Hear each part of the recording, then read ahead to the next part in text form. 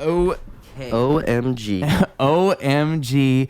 Hello and welcome to episode 127 of Ruse Radio. We are back at it again with a very special guest. Special guest, please introduce yourself, sir. My name's Harold Patrick, stand-up comic here in Chicago. Harold Patrick, stand-up comic here in Chicago. Yes, sir. How does it feel to be alive today? Good, man. Good. Chilling with the dog. Nothing better. Yeah, dude. Good. How you doing, man? I'm doing great. Well, I want to ask you, because I didn't ask you. I purposely did not ask at all. This whole time I've been hanging out with you. How do you get into comedy? How does that happen? Because I really do wonder, how does a guy like you end up there? Well, first get abused by your parents. That's step one. And then Good start. that's step one. If that doesn't happen, you're kind of shit out of luck. But no, I'm just fucking around. You just you go to the open mics, man. You start out. I was gonna say I could argue I got abused if I like twist things around enough in my head. maybe I did. 100%. That's what I did. But open mics is what it is. Go to the open mics. Really, see, that's interesting because really, is that like the general thing? Is that what comedians always generally do? Is just kind of start going to open mics, and that's the main avenue into it? It seems like You got to get on stage. Yeah. Sorry, let me turn that off. You No, got to you're get on good. stage. And that's interesting to me, just because I feel like comedy gives it to you in this different way. Like anybody can kind of do it. It kind of feels like an open season type thing, where like anybody can go to an open mic and step on stage. Literally for anybody. 5 minutes. Anybody. Yeah. And that's the bar for entry. It's that low. It's that. It is. Can you write your name on a piece of paper? Yeah. That's the bar right there.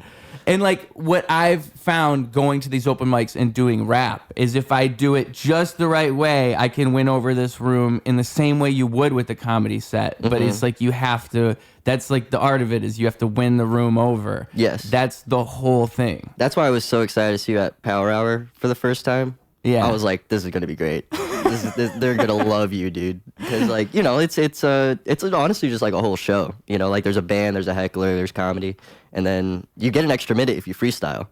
So I was like, this motherfucker, you ain't getting the light. You just go. Oh, that's You what just that go. is. You Yeah. get an extra minute if you freestyle? You get an extra minute if you freestyle. That's right.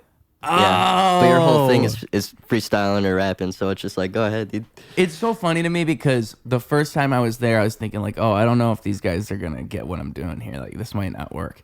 And now I've realized that's literally exactly Yes. what that place is for. Yeah, It's 100%. exactly what I'm doing. Exactly, 100%, dude. We were thinking about it, man. We watch you there almost every week because you make it so much fun, dude. You make it so much fun. Thank you. Because Courtney, she had messaged me yesterday, because it was yesterday as we're recording this. And so she had asked if I was there and I wasn't able to make it. And then she said that she wanted me to start the show with the freestyle and then I would go on later as well. Yeah. And I'm like, oh, well, fucking, now I have to be there. That's all because the band plays right before the comedy starts. Just kind of get everybody in the groove. So they're playing and shit. Yeah. No problem. You going up there and just spitting bars, dude. I know. I see that. It seems like a perfect spot for Roos to just slither right in. 100%, dude. 100%. So yeah, I was very excited to see you there. I was like, this is gonna be dope. Yeah. And everybody was going crazy too. That shit was awesome. Dude. That shit was awesome. I wish there was more of that recorded because there's only little pieces of it. But I just, the little clip that there was, I said I'm mean on my worst day. Catch me doing ketamine on a Thursday. Yeah. And everybody goes, The other thing is too, you have to remember you're very good. This isn't a knock on you, but we are so bad at freestyling. So even if you have just a little bit of anything, we're like shit. But you blew it out. You fucking were like a freight train just coming through. We were not prepared. I knew nobody was gonna be prepared for what was about to happen, dude. But I was, because I met you before. I really wish I had recorded that because I didn't realize with Rovan asking everybody how they would kill their significant other too. I didn't know that. I thought maybe they just do that every week, they're always asking you a question or something. But that was just him doing that. That was a great idea. The theme for the night. That was the theme for the day. Yeah. And dude, I nailed that part too, but it's not on record, dude. I talked about killing that bitch. I remember I was saying I would like stalk her, and like the more I think about it, it's so like genius, because that's my introduction to all these people, is me just killing this bitch. I think it's like the correct way to enter a room like that. You know? Yeah. That's honestly like, it's not a bad song, dude. You should write that shit down and record it, put it out. Yeah, like build it out at the beginning. Like, I was chasing her down. I was walking behind her, because I remember how I like built it up to like just stab. Yeah, Really went all the way with it. But Power Hour seems like, I really resonate with what's going on in there anyway. I think that's why I'm able to do that, because I already can see what it's happening. It's a shit show, brother. But that's like the best thing. A shit show in a basement. It's awesome. Yes, it's awesome. That's kind of exactly what you want. I feel like it fosters creativity is what it does in this very strange way. Yeah, I remember my first time going there, dude. I fucking bombed so hard. Really? And I was just like, but I was like, it was one of those things where I was like, I can figure this out. You know, like I can make him laugh. Yeah. And so then I went back, and the second time I went back, there was the drinker. Fuck, I can't remember her name. I don't remember, but she was hilarious. And I just went up there and started hitting on her. And she's an older woman, you know, and so it was clearly not gonna happen. You know what I mean? But it was just funny, like seeing, and I think I was like 20 at the time. I wasn't even allowed to be in there, I don't think. But yeah. Supposedly, allegedly. Allegedly. No, I wasn't drinking alcohol, so it was fine. Interesting. See, that would probably be what I think is cool about being somewhere like there, is it kind of, I feel like the looser you are in a room like that, the better off you are. Like you're better off hitting on the drinker than you are like trying to like do a set. Like you're better off just doing whatever. Dude, the whole thing is to happen. The whole thing is you're doing your set and you get a heckler. Yeah. You know what I mean? Now you got to deal with it. Now you got to be in the moment and deal with what's going on. And it's supposed to throw you off. It's 100% supposed to throw you off. But that's why people would bomb in there their first time for sure. 100, they're going in thinking. Because most open mics, you don't have somebody heckling. Every now and then, for sure. Like you'll have a little heckler. You know, but it's not like the heckler is not. It only works if you do it right. Like if you're gonna do like a heckler show, like where someone's gonna interrupt the comedy, it only works if you have like a good enough energy with it. And I think that's the kind of place where you could pull that off because of the way that it's done. What helps is the endless amount of beers we give you. Yeah, that's probably like exactly it. Yeah. That helps a lot. In the beginning, it can get a little rough, but by that third or fourth beer, things are rocking. Slurs are being said. That's real? Like that you can observe that happening over time? Oh, in real time. Yeah. In real time. It's like you've done the science long enough to be sure. It takes about 4 or 5 beers. Yeah. That's what it takes. It's around the third or fourth beer is when they start chiming in a little bit more. Yeah. And it gets spicy. Yeah. Chris Damon, he's the other producer of Power Hour, godfather of Power Hour. He is my favorite drinker just because he's so good at heckling.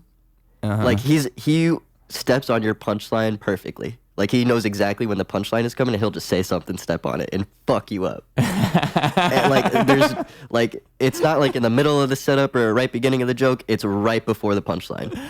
And he'll just say some stupid shit. Like it's like he'll do like what do you say? A word association. He's good at word associations, you know? Yeah. So you just be like, yeah, I'm walking down the street, and he'll just be like, street performer. Like, you know, he'll just say some shit. Yeah. You know, just to fuck you up. So that's why he's my favorite drinker. Maybe not like the funniest or the best, but he's funny, but. Because of his targeted attacks. Yes, it's very targeted, and it's perfect. Yeah, that's smart. That's a good way to do it. Because he's like purposely kicking your legs out from beneath you. Yeah, and sometimes he'll say a punchline better than your punchline, and it gets a bigger laugh. It's just fuck, dude. Yeah. Fuck. Wow. How often? Because I know it rotates every week. So how often do like the same people go up there for the drinkers? It depends. Like, should we try and space it out between a few months? You know. Mm-hmm. But sometimes we just got a heckler drop and we got to bring somebody back, you know? I think Donovan Strong O'Donnell drank twice in like a span of a month or something. Oh, okay. But that's just because he drank twice in the span of a month. He actually drank a lot more than that. He drank more than that, but it was drinker in Power Hour. Yeah. Yeah, something like that. But yeah, not trying to keep it spaced out. We try to get new names. So you say we. So like, how closely are you associated with Power Hour then? Like, I'm a producer. You're a producer. Yes, when sir. but you weren't there when it started. No. No. Okay, because I've been wondering like how that whole thing even began. Because I know that they put on their Instagram the longest running, so I know they at least claim. But is that like how long have they been around? I don't even know. Over 10 years. No shit. Yeah. Really? I've been around for a long time. Would not have guessed.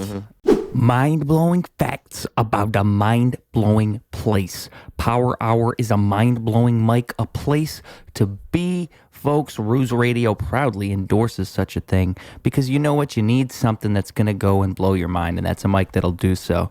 It's an open mic in Chicago. You go there, and the energy in the room is palpable. You can feel it. It's right there in front of you. And that's what happens when you blow minds. And eventually you blow enough minds, you make that happen enough times that you become what one can only call a professional mind blower. And folks, I feel like I'm one of those people, one of those things, one of those mind blowers in the world. And so I decided to make myself a t-shirt. And I think you're a professional mind blower as well. And you should have one of these t-shirts. We got them for $25. You can get smalls, mediums, or larges. And we can make other sizes if you so please. It's as easy as following that description. If you're on this YouTube video here and figuring out how to get a shirt, it's pretty freaking easy. Don't you want one? Don't you want to support the show? I would sure hope so, because this show is a thing that I do that takes effort. So maybe you should support it. Maybe that'd be a good idea, huh? Think about it, maybe. If you want to support the show, but you don't want a t-shirt, well, let me tell you, I got a way for you to do that, and it is called Patreon, folks. $5 a month, the price of a coffee, the price of a beer at the bar, and you get so many amazing things. You get to see exclusive conversational content. You get to hear my music early. What? Yes, it's a multi-art place. All kinds of things. Don't you want that? Don't you want to be a part of that? I mean, don't you see what I'm offering you here? Brilliance. That's what it is. So please, if you want more of this brilliance, this free brilliance that I'm providing to you on YouTube, bringing these people in, an episode every 3 days. Folks, this ain't free. Got to keep this show on the road. So please consider supporting us. I would really appreciate it. And it lets me know that you love what I'm doing, because I love what I'm doing and I love doing it. So hopefully I can keep making that happen. Now, where are those locations that Power Hour has been scattered throughout history? Yeah, different spots. They've been at the American Legion now for like maybe 3 years. Okay. Yeah. Because, someone, when I had Emily on for the last episode, she mentioned that there was a different location, but I never got around to asking her about all that. So, they were at Gallery Cabaret before the American Legion, but I'm pretty sure they were at a spot before Gallery Cabaret too. I can't remember the name though. 10 years, probably. Yeah, it was a long time ago. Chris Damon started it. Oh, The Godfather. The Godfather, yeah. Ah, holy shit. And it's always been that same thing? Same format, just drinker, heckler. Wow. Mm-hmm. You go up, you do your time, get heckled. Interesting. Because it really does work. Mm-hmm. It really does work. Like, yeah. and I think I was lucky to go there. The first time I went there, I think I went on a good night, because I think I saw exactly what it was supposed to be.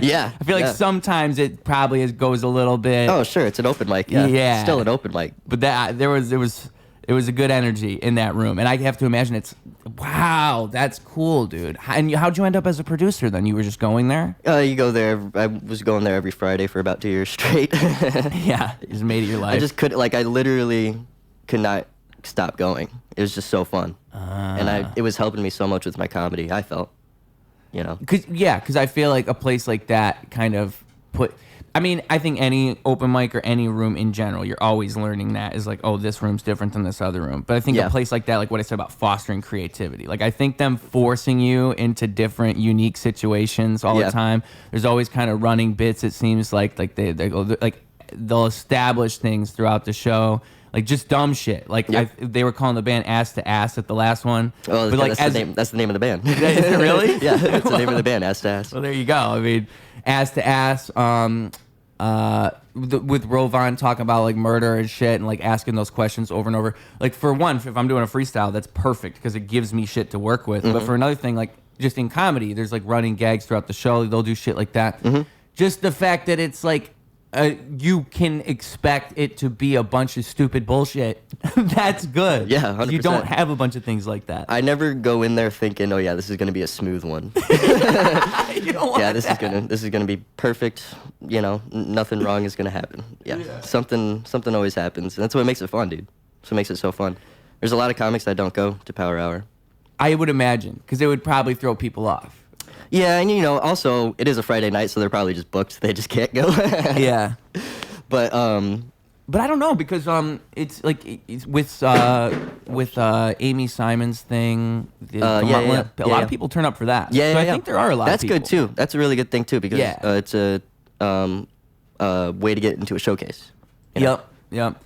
Yeah, you know, I'm trying to get her on here. I just saw her recently, but I'm trying to get her on here just to ask her about that whole thing too, because it seems like it's getting bigger and bigger and bigger. It's a great idea. Yeah, it's a great idea. Yeah. Like the more I think about it, it's a great opportunity for comics because it's like an open mic that became something bigger than an open mic on accident. Right. You know? Right.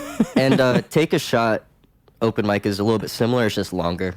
I think, you know, and it's a little bit more fanned out, I should say. Longer. Like so they do a competition. I don't know how Amy does it, but they do a competition every Sunday, and at the last month of the Sunday is the finals. So they pick a comic from each of the times. They pick like top 3 from each of the mics of those from that past month. Is this making any sense to you? Yeah. Okay. And then at that last one, then everyone that were the finalists go, and then the one person wins the comedy bar show on Monday. So it's like they pick 3 over that time, and then those 3 people compete, and then there's a finalist. You're saying? So there's every Sunday's the mic, and then every Sunday they pick 3 of the best from that Sunday. Okay, gotcha. Yeah. And then at the end there's like, I don't know, 12 comics or something like that. Okay. So then all those 12 compete.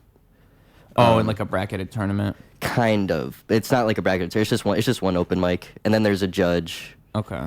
That like judges. See, they're probably doing, because like when I was talking to Amy about it, she was talking about how like the problem with doing it too is like the fatigue of an audience, because you can't really run over 2.5 hours. Right. Even over 2 hours, like it's just a lot. That's what Take a Shot is. It's over. Yeah. Yeah. And the gag with Take a Shot is every comic has to take a shot.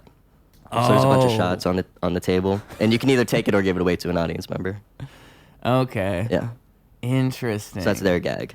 And it's always about, and when I was talking to Ron Bloom, that's what he had said to me, is that like when you're producing these shows, you have to come up with a thing that's going to draw people in that's original that other shows aren't doing. Yeah. And like that's why they all do shit like that, cuz like it's like they have their own thing, like their own gag. Yeah. Like Take a Shot, like, and you have to come up with shit. You have to, like, I think James is actually onto something with the Cozy Corner thing, just because there's only been like one other person to really do comedy in an apartment, right? Didn't that happen in it was in Chicago. Do you know what I'm talking about? Maybe it was a concert thing though. Maybe it wasn't comedy. But it was in Wicker Park, I want to say. There was a guy who was doing something out of his apartment and like eventually got too popular.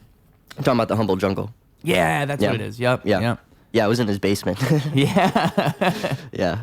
So I mean, there's limits. There are limits to it, but it's a great idea. Limits. Yes. So we got to be a little careful with that. You know. I don't know, because he's promoting it on Instagram? I think what's saving us is we're not charging for tickets. Our Humble Juggle was charging for tickets. Right. We're just donation.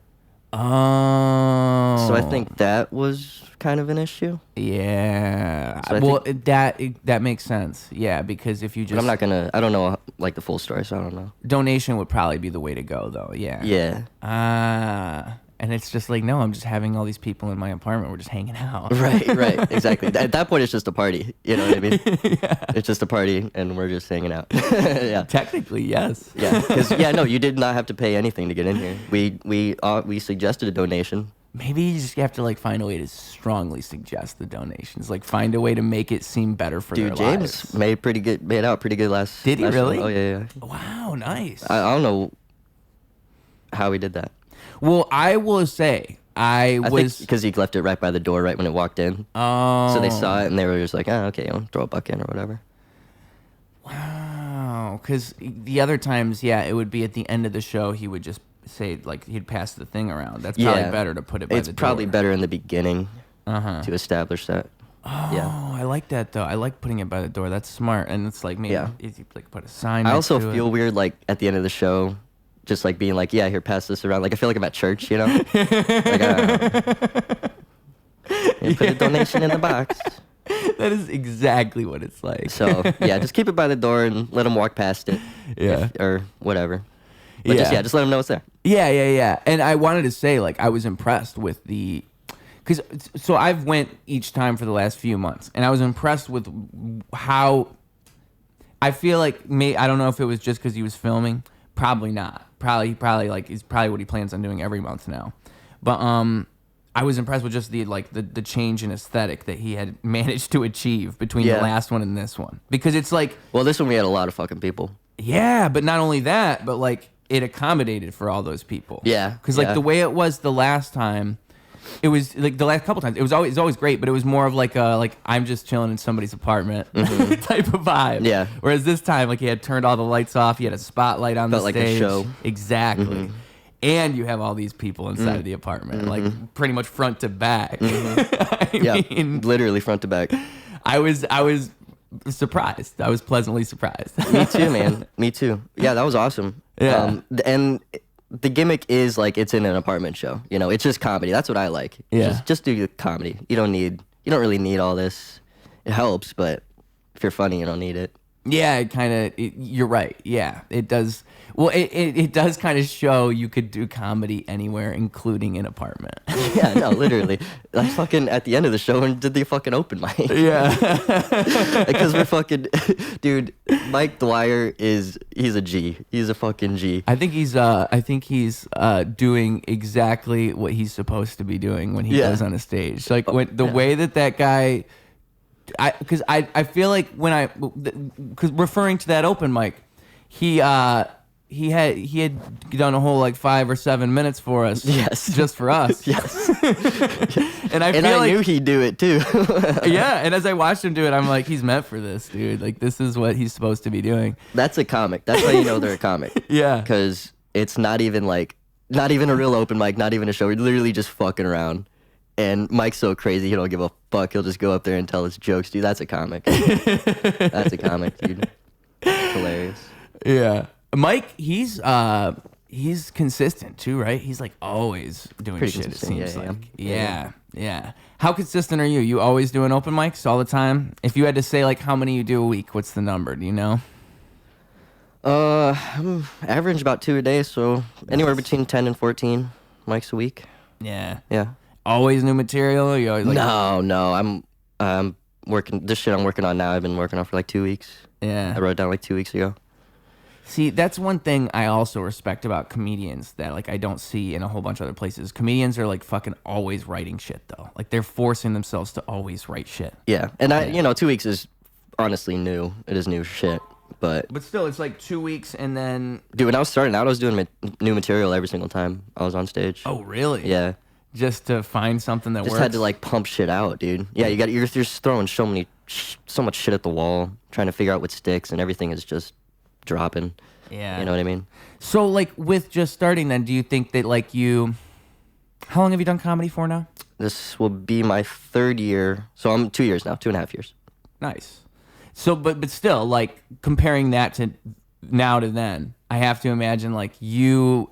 Because it's like that with anything. If I look at music I made 2 years ago, I thought it was great at the time, but I can see all these flaws in it. It's bullshit. And like in my mind, I'm looking at it, I'm like, oh my God, like what the fuck was I doing? When you look at your older comedy, what do you see yourself doing wrong? Like what did everything. Everything. Literally everything. Every single thing. See, man, I can relate to that. I know what you're saying. Yeah, literally everything. I mean, like in a way, I have to look at it like it's bittersweet because it's like, well, it means I'm better now. It means I actually must know what I'm doing now. Right. If I can see how bad that was, at least I'm better. Yeah. But yeah, I mean, like, I imagine comedy, because that's why I'm like, so I would never even, I'm too good at music to embarrass myself in such a way, because I don't think I could handle like the amount of time it would take for me to actually be good at comedy. Yeah, that's the interesting part about music, man. It's just like you're kind of just creating it yourself and then just putting it out there. Yeah. You know what I mean? Yeah. Like you don't necessarily have to go hit the stage.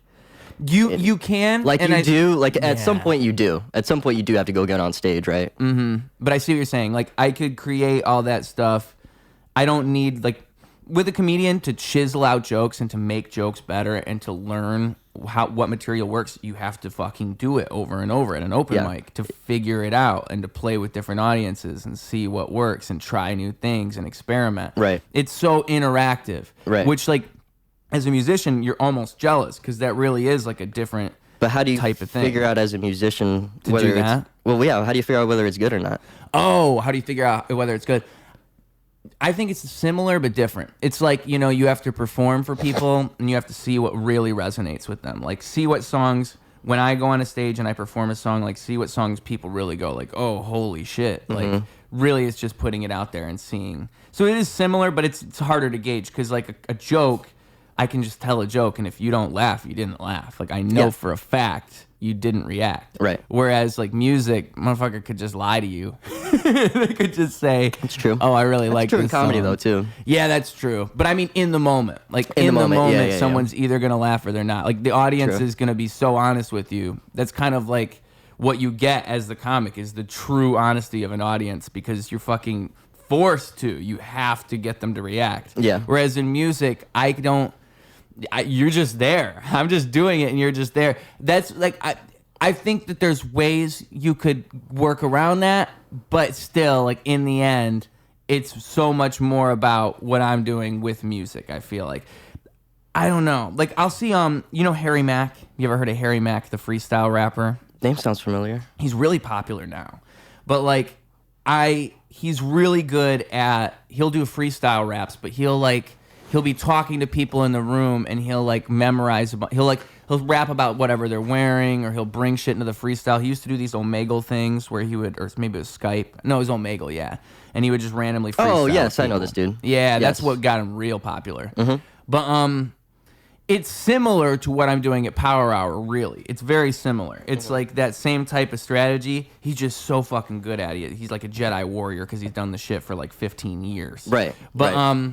That's one way you could do it with rap, though, is if I like bring shit in from the environment and I talk about it. You know what I'm saying? Like that's the same type of connection an audience is going to get if you're watching a comedian and he makes a joke about so-and-so in the audience. Like, there are ways to do it, but it's different. It's a whole different art form. Yeah. So it's tale as old as time.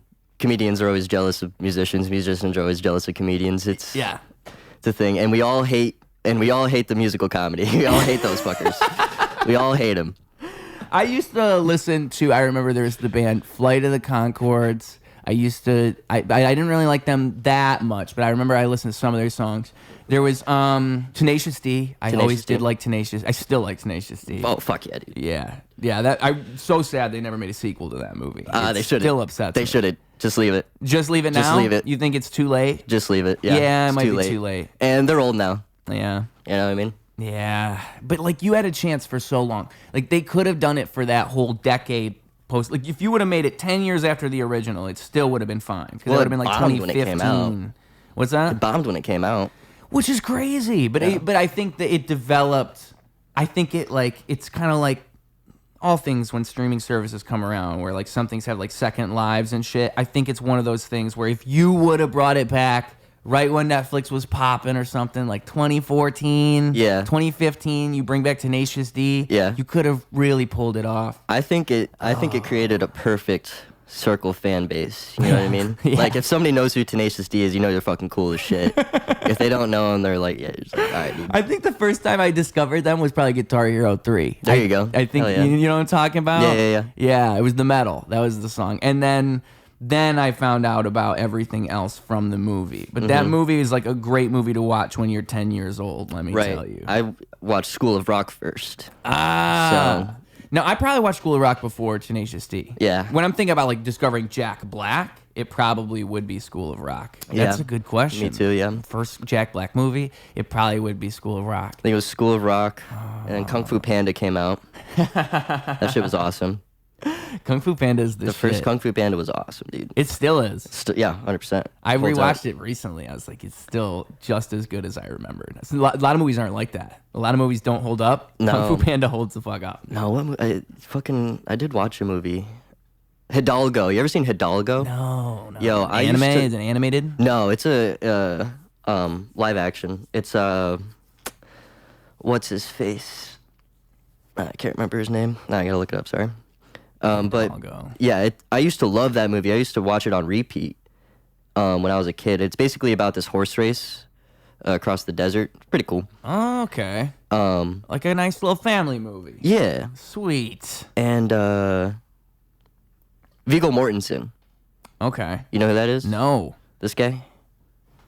Oh no, he looks. He was in Interesting. Lord of the Rings. No, I've never. Honestly, I've never seen Lord. Oh, but now that I see him in Lord of the Rings, I see that picture there. Yes. Now I recognize him. Yeah. Yeah. Okay. So he did Hidalgo, and it's just about this horse race across the desert. Okay. And I just thought I fucking love that movie, dude. I just thought it was so good, so funny. You rewatched it? Rewatched it. I was like, this is terrible. Oh no. This sucks. This sucks, dude. Like, it is so boring. Why did I like this? Yeah. Like, it makes you not want to rewatch it. Yeah, no, You're like, I maybe think- I should just leave my memories from the past. I think I was just like super into like cowboys and that type of shit. You Yeah. know? So I think that's why I liked it. Yeah. Because I loved John Wayne movies and Clint Eastwood, loved all them movies, you know? Mm-hmm. And so yeah, I think that's why I liked it. Then I recently watched it. I was like, it's terrible, dude. Yeah. Like, just slow. And Well, how old were you when you think you watched it before? Oh man, I was 7, 8. Yeah. Been that long. Yeah. Yeah. Yeah. Yeah. that long. That'll fuck you up a little bit. Fucked me up a little But bit. it's the Cowboys. The Cowboys sold you. The cowboy sold me because it was a cowboy who went over to like Saudi Arabia, and they do this race across the desert. Been going on for like thousands of years. And this American cowboy comes over, and they're all just like fucking American, blah blah blah, you know. And he just, whoops their ass, with his stallion. Yeah, And that's what you're it was. watching this like he's such a badass. He had a Mustang. His horse was a Mustang, Yeah. and they had all these like Arabic horses and like super race horses, and they were like, "What are you riding?" And he's like, "I'm riding my Mustang," and they're like, "Fucking fucking dog shit." Haters. Fuck your horse, basically, right? Oh, yo, you don't say that. Yeah. And then he was like, all right, I'll show you fuckers. He's like, all right, bet. You think my horse can't go across the desert? So, yeah. It's a shitty movie. It sucks, dude. I don't know. That's the whole premise, though. That's pretty much that's literally the whole premise is a horse race across the desert, and the one American shows up, and they all hate him, but he wins. Yeah, and you're like, fuck yeah, America, fuck yeah, horses, fuck yeah, exactly. Cowboys. Yeah, exactly. I think that's why the I moral liked of it. the movie. Pretty much. Yeah, but like, dude, that's like, what is cool about that is I don't even think they would make those shitty ass movies anymore. Like, it's kind of nice to have those shitty ass movies. Like, there is some bullshit '90s movies. Like, I remember in school we used to watch that cheesy ass history thing. I can't remember. I wish you probably find it on YouTube, but I don't know what it's called. But it would like teach you history, but it's like kind of bad acting and it's kind of melodramatic, but it's like a show that you get to watch in school, and they're teaching you history, and it's like this guy, and they're dressed up like all colonial like, and they're walking around, they're pretending to be generals. Dude, I wish I knew what the fuck it was called. But I don't even think they'd make that shit now. I don't even think they do that stuff anymore. Because it was like some 90s shit. Like, it was I don't know. old when we watched it. Oh, okay, yeah. And you could tell it was filmed like 15 years before we had even seen it. Yeah. Filmed around at least like 2000, like mid 90s. But yeah, dude, they don't film dumb ass shit anymore. Like like cheesy cowboy movies. When's the last time they made a cowboy movie? I don't even think indie films. I don't even think they're doing cowboy movies. I don't think you're finding them anymore. Like No. a good westerns. That is like one genre that really did die. Is westerns. Now that I think about it. There was Rust. Yeah. Shout out. So they tried to make another Western. Didn't work out too well. It's funny. It's probably like Hollywood going, yeah, we should just give it up. We should just stop. We should just stop. It's not working. Yeah, the gods are telling us to not make Westerns anymore. I can't remember if Tim Dillon had Alec Baldwin on his podcast. I think he did. Did he really? Because I think Alec Baldwin's probably like, it's right around that time where he can have that resurgence. Like, it's been long enough. Everybody has their dementia that we all have from like everything moves so fast now. It makes you think like how, like if I committed like a crime and I murdered somebody, how long would it take for everybody to forget? Probably like 2 years. 2 years, yeah. About right. Yep. About 2 years. About right. So Alec Baldwin should be right back around right about now. Should be coming back. 2 years, dude. Should be coming back soon. 2025. Alec Baldwin returns. I mean, it took... See, like, you think the return rate's faster than before. Like, it took Louis C.K. a good, 7 years. I think if the same thing happened to Louis now, he could wait, 2. Chris D'Elia came back pretty fast. Chris D'Elia did come back pretty fast. Yeah, and he's been around ever since. I'm trying to think of other people that really were off the radar and then they came right back around. Those are the big ones I can think of. OJ. Dude, OJ. OJ's the funniest one. OJ made a resurgence. That's crazy. That still boggles my mind. Motherfucker went on the Nelk podcast. Are you shitting me? It's so funny. This is an alternate universe. The clip, they're basically they're doing it at the lowest possible IQ level. You're interviewing OJ. What do you say? So what was it like when you killed that person? So did you do it? And he's like, I don't want to talk about this guy. No shit. You just asked him the fucking word. There are so many ways you could get at OJ, and that's what they. Oh, but that's the funny part of it, dude. Nelk has fucking. We are in an alternate universe. You could have anybody. Universe. That's the shit that makes me realize. Oh, I need to start a podcast. I can lure anybody in. They fucking got OJ. I can get anyone. Yeah. Fucking and the guy that shot Reagan came out of jail and started making music and shit. Yeah. Started making folk music. Yeah. Terrible folk music. He's he's the next Bob Dylan. Yeah. Oh, imagine, dude. Yeah, I want to watch that Bob Dylan movie. You know what? I've never really got into Bob Dylan, so I don't have much of a personal connection, but I've heard things about the movie, and I don't trust what anybody says about anything anymore. So I don't know if it's good or bad. I should just see the movie and just figure it out. What have you heard, though? People say it's good. Okay. But I don't know, because it's people say everything's good. Sure, yeah. So is it really?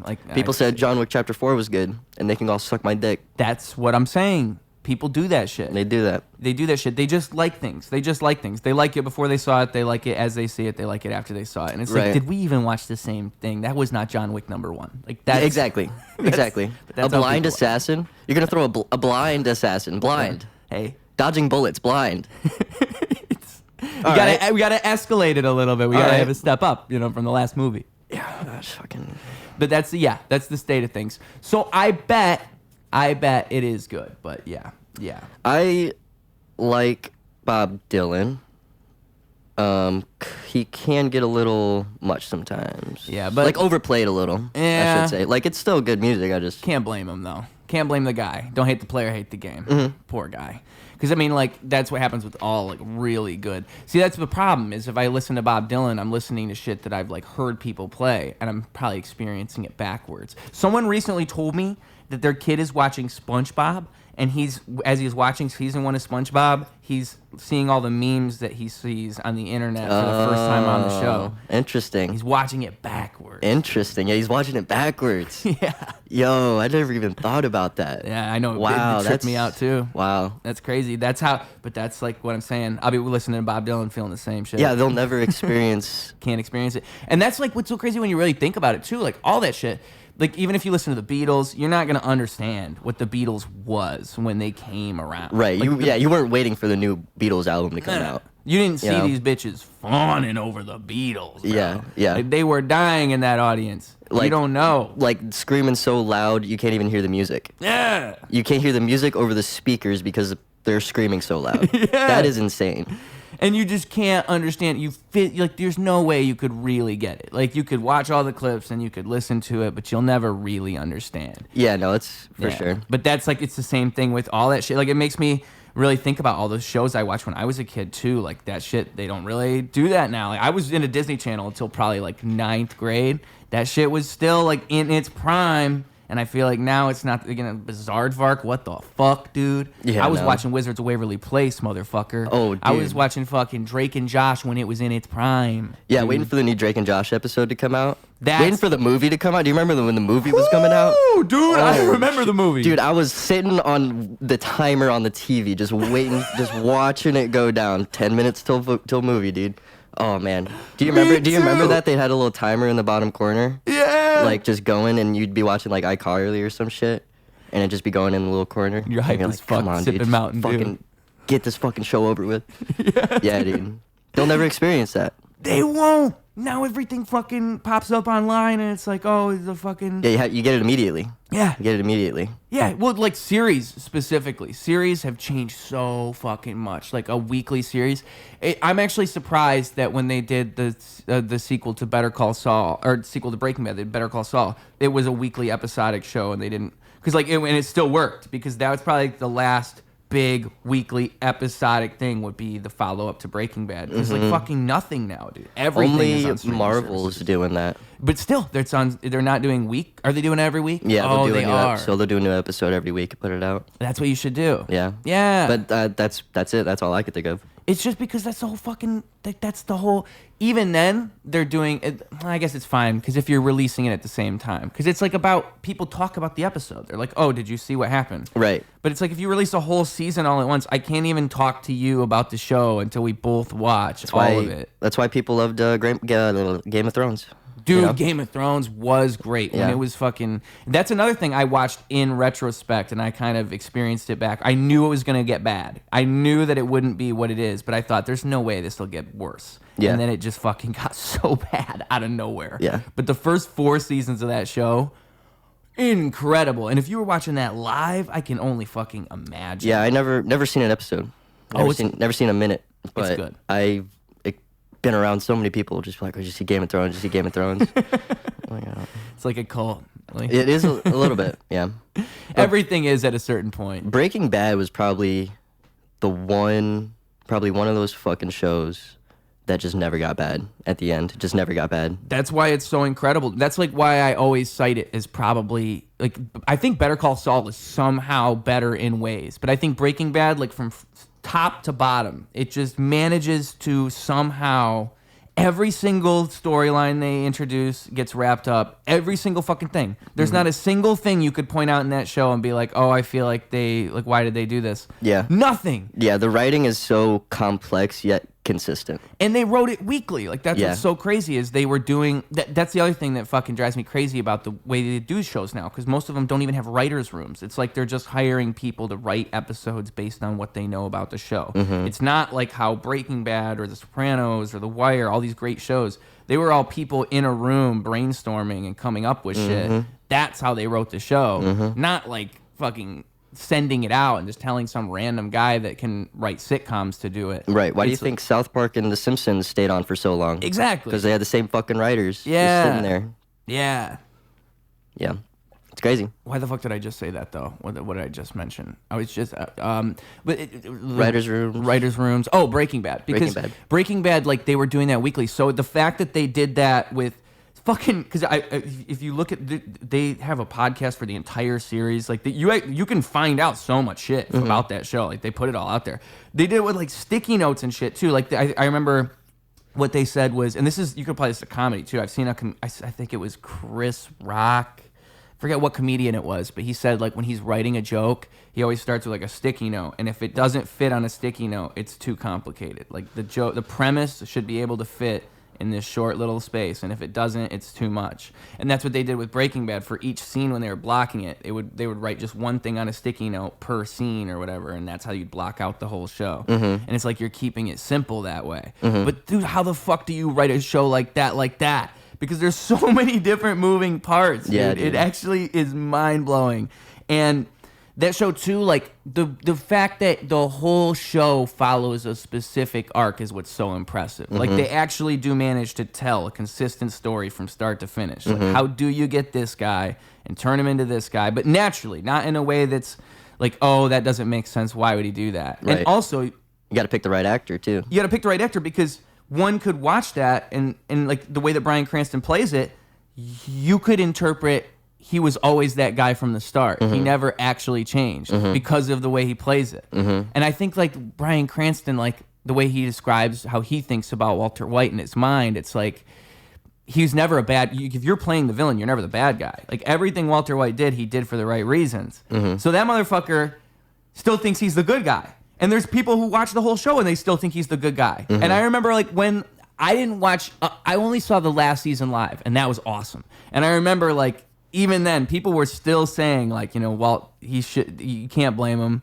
And like Vince Gilligan's like going out saying like, no, like you guys shouldn't like him anymore. Yeah, the hero is Hank.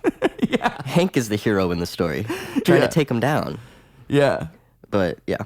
Oh, dude, it's it's so good because I think what that show does so well too is it makes you like these characters are doing terrible things and you don't agree with them, but at the same time it somehow makes you understand all of these things. Like the drama of the situation is what makes it work. Like it's a masterclass in like how you can do that, how you can string people along and get them, because the whole premise of the show, it's like you're watching a guy cook meth. Like what's gonna make you watch that show? Apparently, watching somebody cook meth is pretty entertaining. Apparently. Yeah.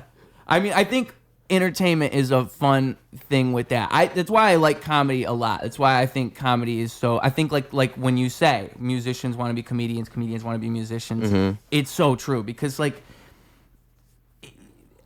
I think what comedy achieves is you're able to guide people in whatever way you want. If you can pull it off right, if you can be the best version of whatever you are, if you can pull it off, if you can like manage to walk that line, you could do anything. You're like, you have superpowers, but only if you can do that. And it takes so long to get good at it. Yeah. And like music's like that too, but comedy is just such a specific opportunity to do so. I mean, like, have you ever had a night in comedy where it's like, you stepped away from that and you're like, oh my God, I could fucking do anything. Like you like killed so hard, you couldn't believe it. Like when's the last time that happened? You remember it? That I felt like that? Yeah. Yeah, I was Zany's roast battle. I was on panel. I was judging. Okay. And just had a solid set. And nothing like crazy, but like solid to where it was like, yeah, you're a comic. You know, like yeah, like I really do this. Yeah, I really do this. Yeah. It was one of those. Yeah. And yeah, and Zany's is a good spot for a solid set, right? Yeah, and it wasn't like people were flipping chairs or anything, but it was just every punchline, laugh. You know, it was perfect. Yeah. It was like perfect set almost. So yeah, I think that was the last time. It's like hitting green lights all the way through. Yeah, literally just hitting green lights all the way through. Yeah. And that felt really good. Yeah. Yeah. But I remember the first time I ever did really good on stage. It was I was at Red Room Comedy Club, and it was like the early days of Red Room was mostly a black room. Oh, really? Yeah. A lot of people don't know that. No, I didn't know that. Yeah, but it was mostly a black room, and I remember going there. When the first time I went there, I was so fucking nervous and just like whatever, and it did bad. But I remember. Was it like had you just started comedy around that time? Yeah. Okay. It was around that time, and I was still 20, so I was still looking for places where I could go where they didn't card. Ah, so it was mostly just the clubs and select bars. Yeah. So yeah, Red Room Comedy Club was consistent. I was consistently there every Wednesday, and I remember doing like 4 minutes of just all black material in a black room. In a black room. And I remember saying at the beginning of my set, I remember saying, either this is going to go really well or I'm not walking out of here. And it went really well. Oh, that's great, man. Yeah. Yeah, I do. The one joke was is this N-word joke that I'll whip out every now and then when I'm bombing. Yeah. Because like, all right, you hate me. All right, you're not like this. It's basically I had a friend in high school give me the N-word pass. He like wrote it on a piece of paper and everything. He wrote N-word pass. Well, not N-word, but N-word pass. And he signed it. He signed his name. which I thought was crazy. It's official. It's official, exactly. And I learned something, though.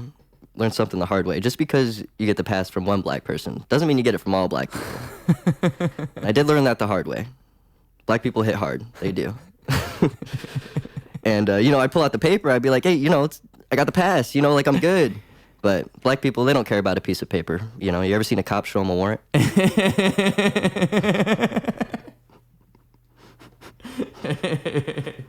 Yeah, that was it. That was it. That's a good one, man. That was it. I'll whip that one out. Oh, right here it is. Usually it's sitting on camera.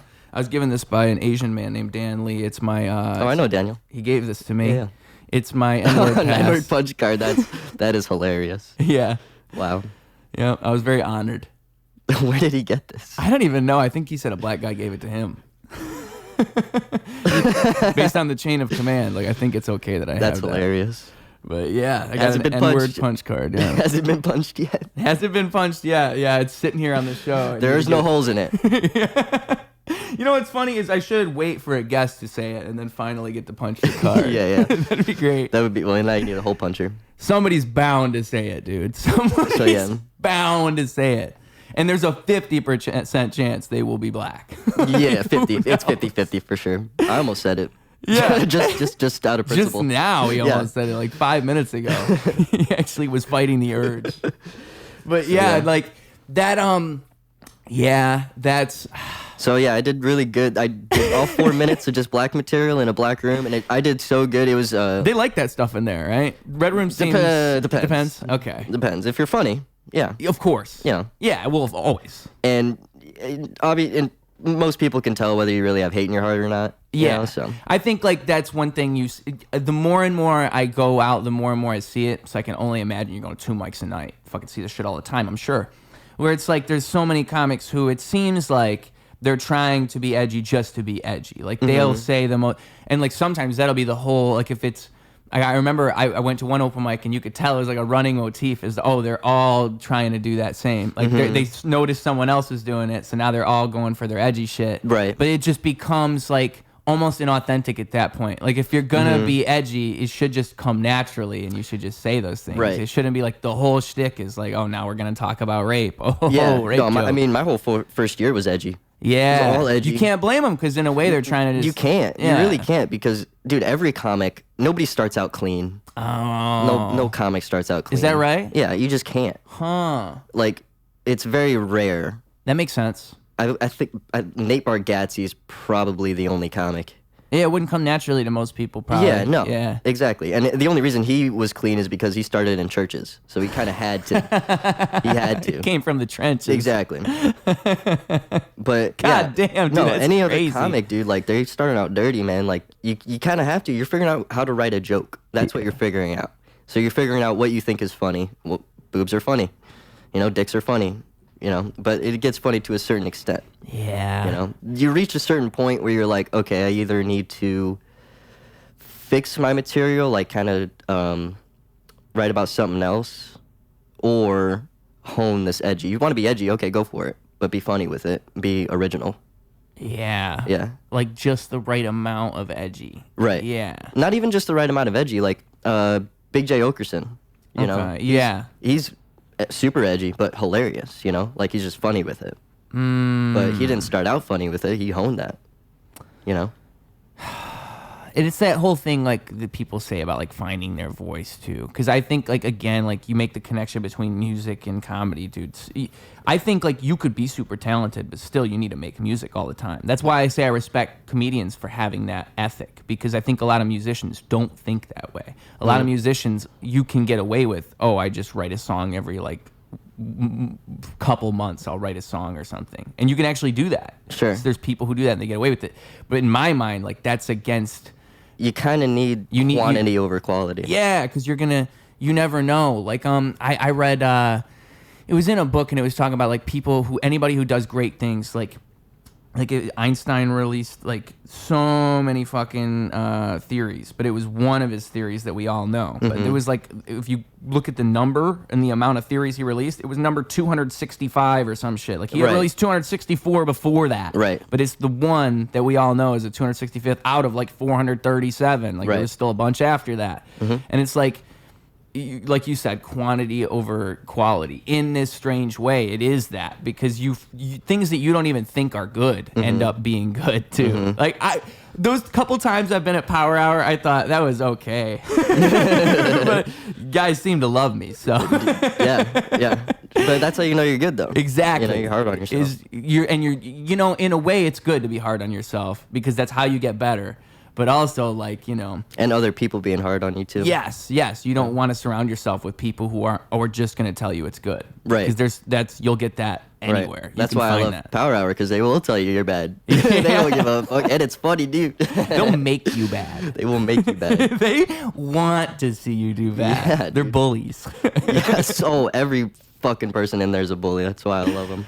But yeah, I think like doing that makes you better. Like doing that all the time, constantly going out and writing and constantly going out and like forcing yourself to like in front of that judgment and forcing yourself to see it. Like I think comedians probably are getting like a form of therapy by getting to go on stage and having people like tell them they're not funny. That's probably actually good for you because like you're not going to get that everywhere. People are going to lie to you in the real world. On stage, they're going to be honest. And like, or just like if you do great, that's a form of therapy because you figured it out, you cracked the code, you got it to work. Like you get to do that puzzle. Whereas like but you do it all the time and you get better. That's the whole point I'm making, is you got to keep doing it and you always do it.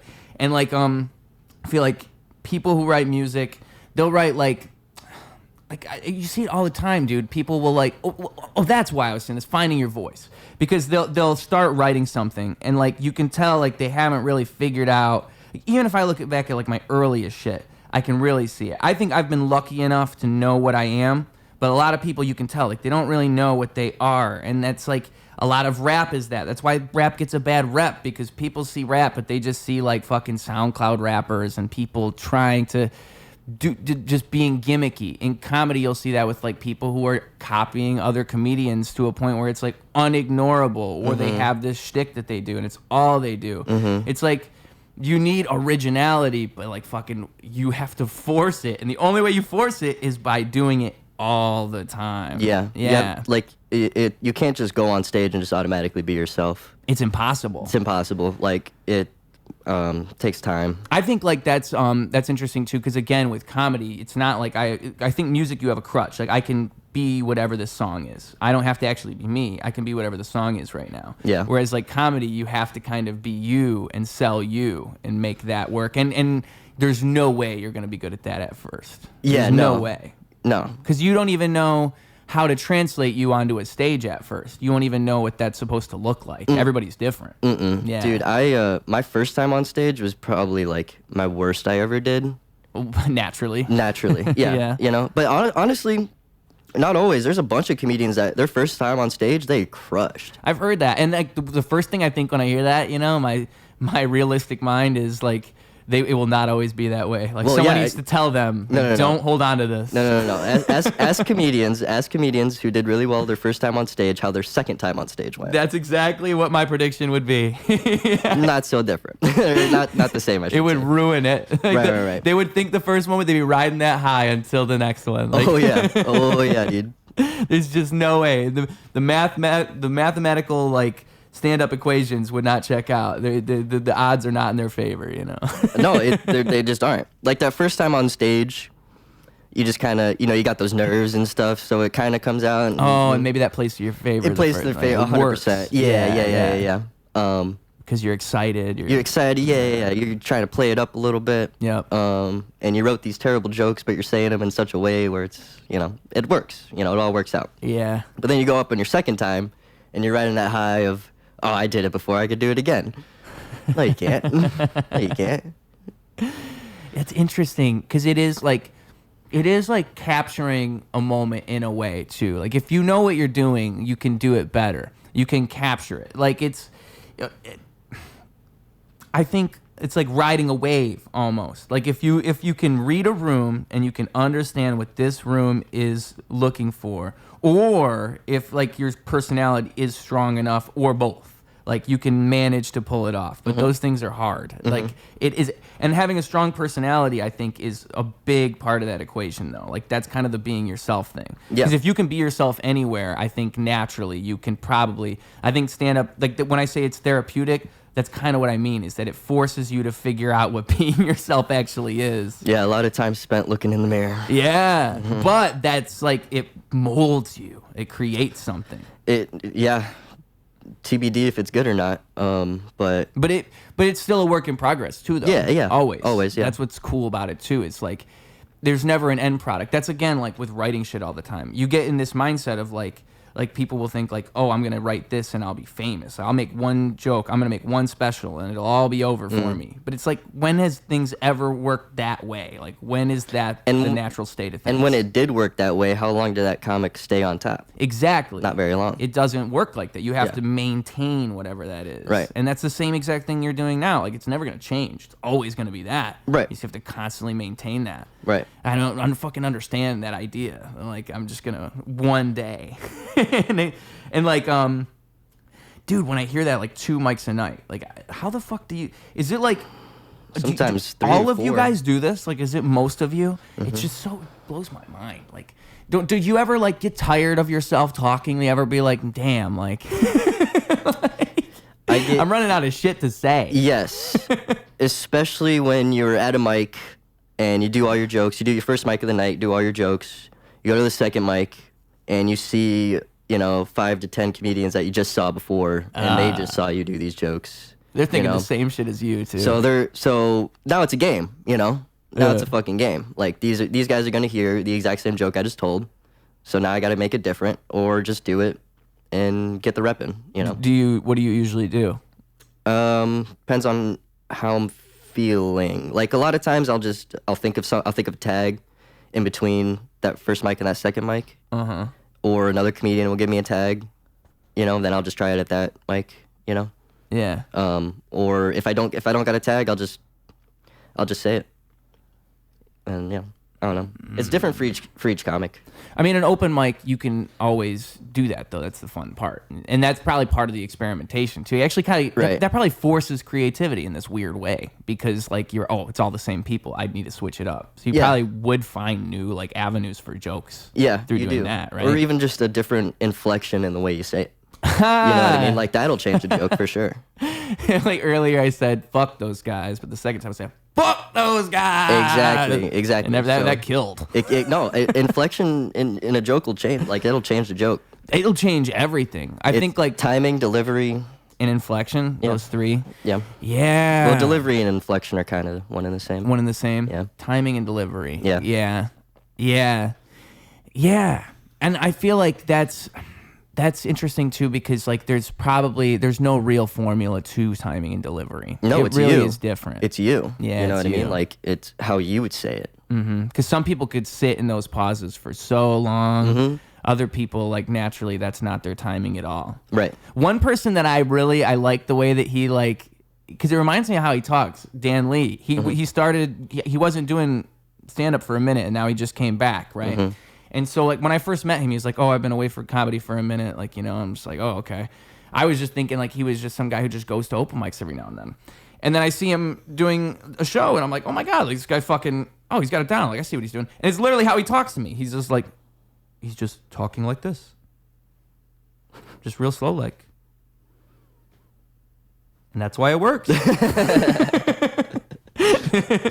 dude. It's him, It's him, exactly. So now he's just honing it. And I like to see that shit, because it reminds me of when I was talking to him. I'm just talking to him. That's who he is. I know that guy. So, but that's, and it is cool, like the different ways people will pull that off. Like some people will like bulldoze through it. Some people go up there and they just have a natural, like, big ass bombacious energy. They need no pauses at all. Other people will be slow as fuck, but that's exactly what works about them. Yeah. Zach Albers is the slowest talker. Is he? Yeah. But it works. Yeah, it works. Yeah. It's exactly the same on stage, and it's perfect. Like, there's so many pauses in his shit. It takes forever for him to get through a sentence. But it's exactly what it needs to be. It's exactly, dude, one joke will be 3 minutes long, and it's literally 4 lines. It's 4 lines of wording, and it takes forever. But, like, yeah, he's just good at, like, just saying something and it just being naturally funny. Like, it's not even a joke. He just says something. It's just funny. You know what I mean? Yeah. Yeah, he's one of those. It's just in him. It's just in him. Yeah. Yeah. That's how I feel about Mike. I think Mike's kind of that way. Yeah, Mike 100%. Dwyer. Yeah, Mike Dwyer is definitely that way. He talks at a normal pace more than Zach, but Mike is, like, unique in the way where he kind of has a loud voice, you know, and he doesn't keep his eyes open when he talks to you, and he, you know, he's got that gap in his teeth, and he's just like, he doesn't give a fuck about life or anything, you know, and he's just kind of like, yeah, but he also thinks everybody's stupid. It's yeah. That's a man I can respect. Dude, I see so much of myself. I'm like, yeah, I wish, we all wish we could be a little bit like Mike Dwyer. Yeah. That's not even a lie, dude. But it's so funny. Were you going to ask me something else? Do you remember Yeah, what it I was going to ask you. Do you remember your first time going on stage and performing music? Ever? Yeah. Yeah. It was at the, I think this would be the first time I performed music on stage. I want to say it is. But it was at the Flint Local 432. There's not really very many venues in downtown Flint. So that'd be like the only real option you have. And so I went there, and it was like some type of fusion show. I think there was a group called the Kitson Sisters that played, and it was like 2 little girls. There was a band called, they became the Lemon Collies, and I eventually had become the lead singer of this band. A whole other story. But what was their name before that? No Vacancy. That was their... No Vacancy, yeah. like on the motel where it says no vacancy? Exactly, Gotcha. yeah. Probably like... They probably changed it because it's like one of those generic band names that has to be taken. I just have to imagine.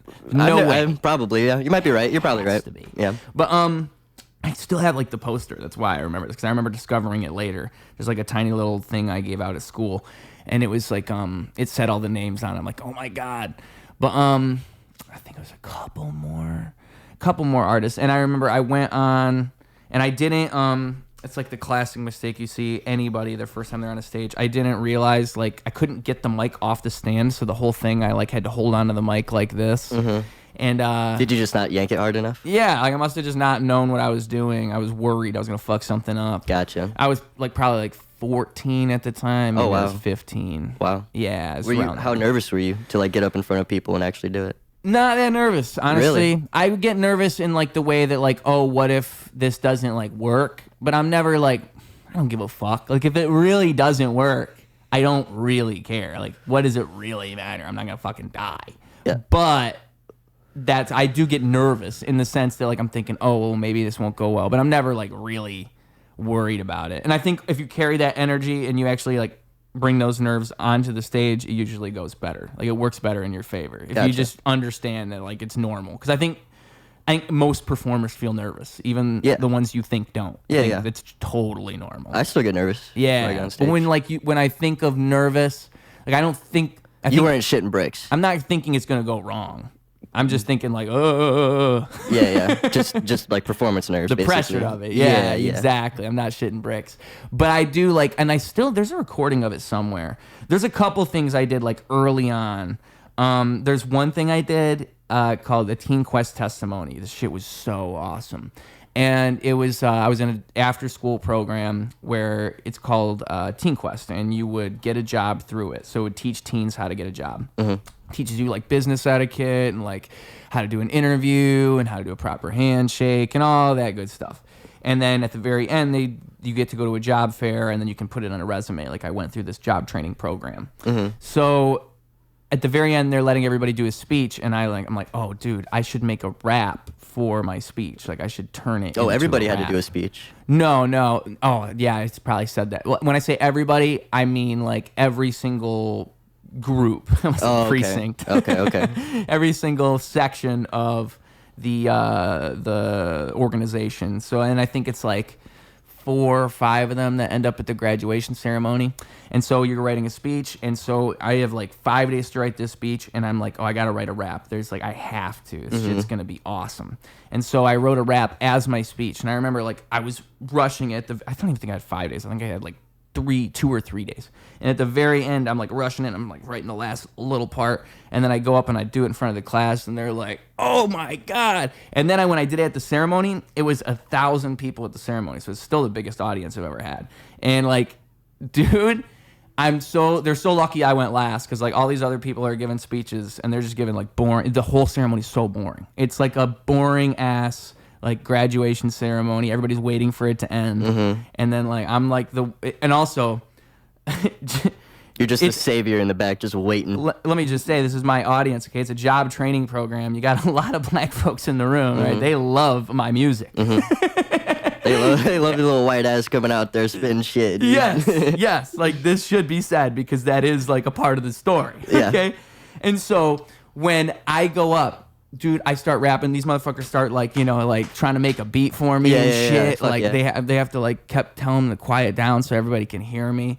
Oh, dude, that room lit up. That's awesome. And there's only like that wasn't your first time on stage. That was not my first time on stage, but that was probably like one of my first like true performances. Gotcha. Like big experiences like that, because I've done a couple, like I've done little shows like at the Flint local, like I've said, but like dude, that one sticks out. And that was again like 10th, like 11th grade, something like that. So yeah, those would probably be like, the first performance would be around like 7th or 8th grade. Be 8th grade was my first performance ever. And like the first time I ever made music would be 13 years ago now, something like that. Yeah, like 2010, 2011. Okay. So yeah.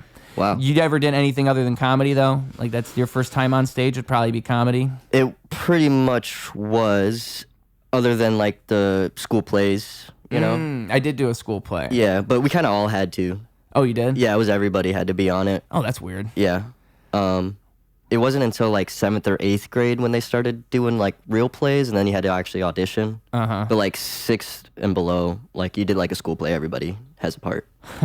And I think I was like a tree or some you know what I mean? Like you're that small little part, you don't really do nothing. You were a tree. Something. I don't think I was I wasn't an actual tree. I don't remember dressing up much really for anything, but when I was like maybe 12 or 13, maybe a little younger, I took some acting classes. Oh, no shit. Yeah. Cool. At the Chicago Actors Studio over on Elston and Ashland. And I did that for like a winter. I did that, and I ended up getting in one of their plays, and they did a spoof. They did a spoof off of a spoof. They did a spoof off of Wiz. You know Wiz? The Wiz is the Black Wizard of Oz, basically. It's Michael Jackson plays the Scarecrow, and you never heard of the Wiz? No. Okay, well there you go. Now I gotta check it out. Yeah. That sounds like my shit. Yeah, it's basically the Wizard of Oz. Okay. But it was a spoof of that. It was a spoof of the Wiz, right? Yeah. And the Wiz is already a spoof of the Wizard of Oz, so it was a spoof of a spoof. But I had 2 parts in that play. I played one of the Flying Monkeys, and I played one of the Munchkins. Yeah, but being on stage by myself, stand-up, was my first time. Wow. Would not have guessed you were a flying monkey. I was Flying Monkey. Yeah. Yeah, they actually weren't going to have flying monkeys, but somebody wrote that part in for me. So, no shit. Yeah, they liked me. And then I remember after that play, I went back to the acting class, and I was just like, it's just weird. Oh, you weren't into it anymore? Just wasn't into it anymore, yeah. Did you learn anything valuable in that class, though? I imagine they have to, like, there's got to be some good shit you learned. When it comes to, like, performance, it was basically keep your head up and enunciate, which I still have a problem with. Yeah. But, like, enunciating and, like, slowing down was, like, the best advice I got from the acting class. Slowing down is probably a good one, because actors probably get nervous and they rush. Yeah, you're nervous and you rush, and then it's bad, and you don't deliver it the way you want to. And I learned that a lot more in stand-up. I was going to say, comedy, it's the same thing. Yeah, 100%. People will, like, they'll, like, you can feel it in them, like that nervous rushing energy. Yeah. If they don't have a tamper on it, it's just like anything. Yeah. Yeah. Yeah, my first time on stage, I didn't move the mic stand out of the way. So I took the mic out of the mic stand, right? But the mic stand was just like sitting right in front of me. And I remember getting off stage, and this guy named Matthew Doyle Perez, MDP, yes sir, was like, hey man, just so you know, just move the mic stand out of the way Yeah. when you do your jokes. Yep, because I guess He didn't think that was my first time on stage. Oh, he didn't. No, he didn't. Oh, wow. He thought I had been doing it for like a couple times at least. That's good news. I didn't know that at the time. He told you that later? It was later on. Yeah. Yeah, when I told him that was my first mic, he was like, "That was your first mic?" Yeah.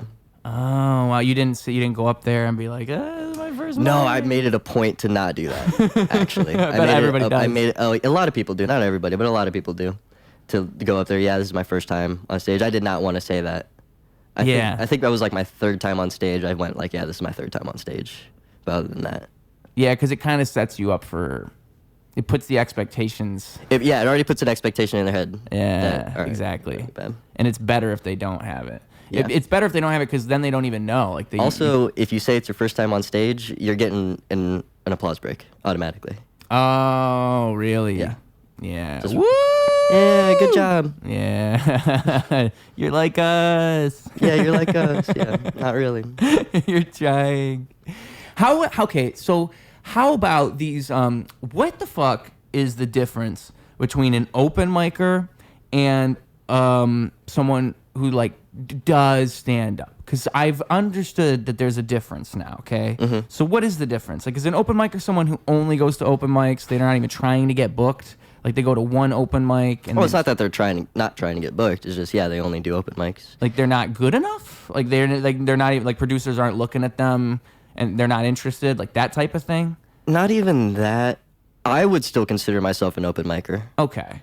because that's I do more open mics than I do shows. Do you see what I'm saying? Yeah, because I wonder like what the definition is. So it's if you do more open mics than shows, that's what you would consider it to be? That's how I kind of look at it. So, Yeah. it's one of those things where it's a little different for everybody, how they look at it. Like, but to me, an open micer is you're doing more open mics than you are doing shows. And it's not that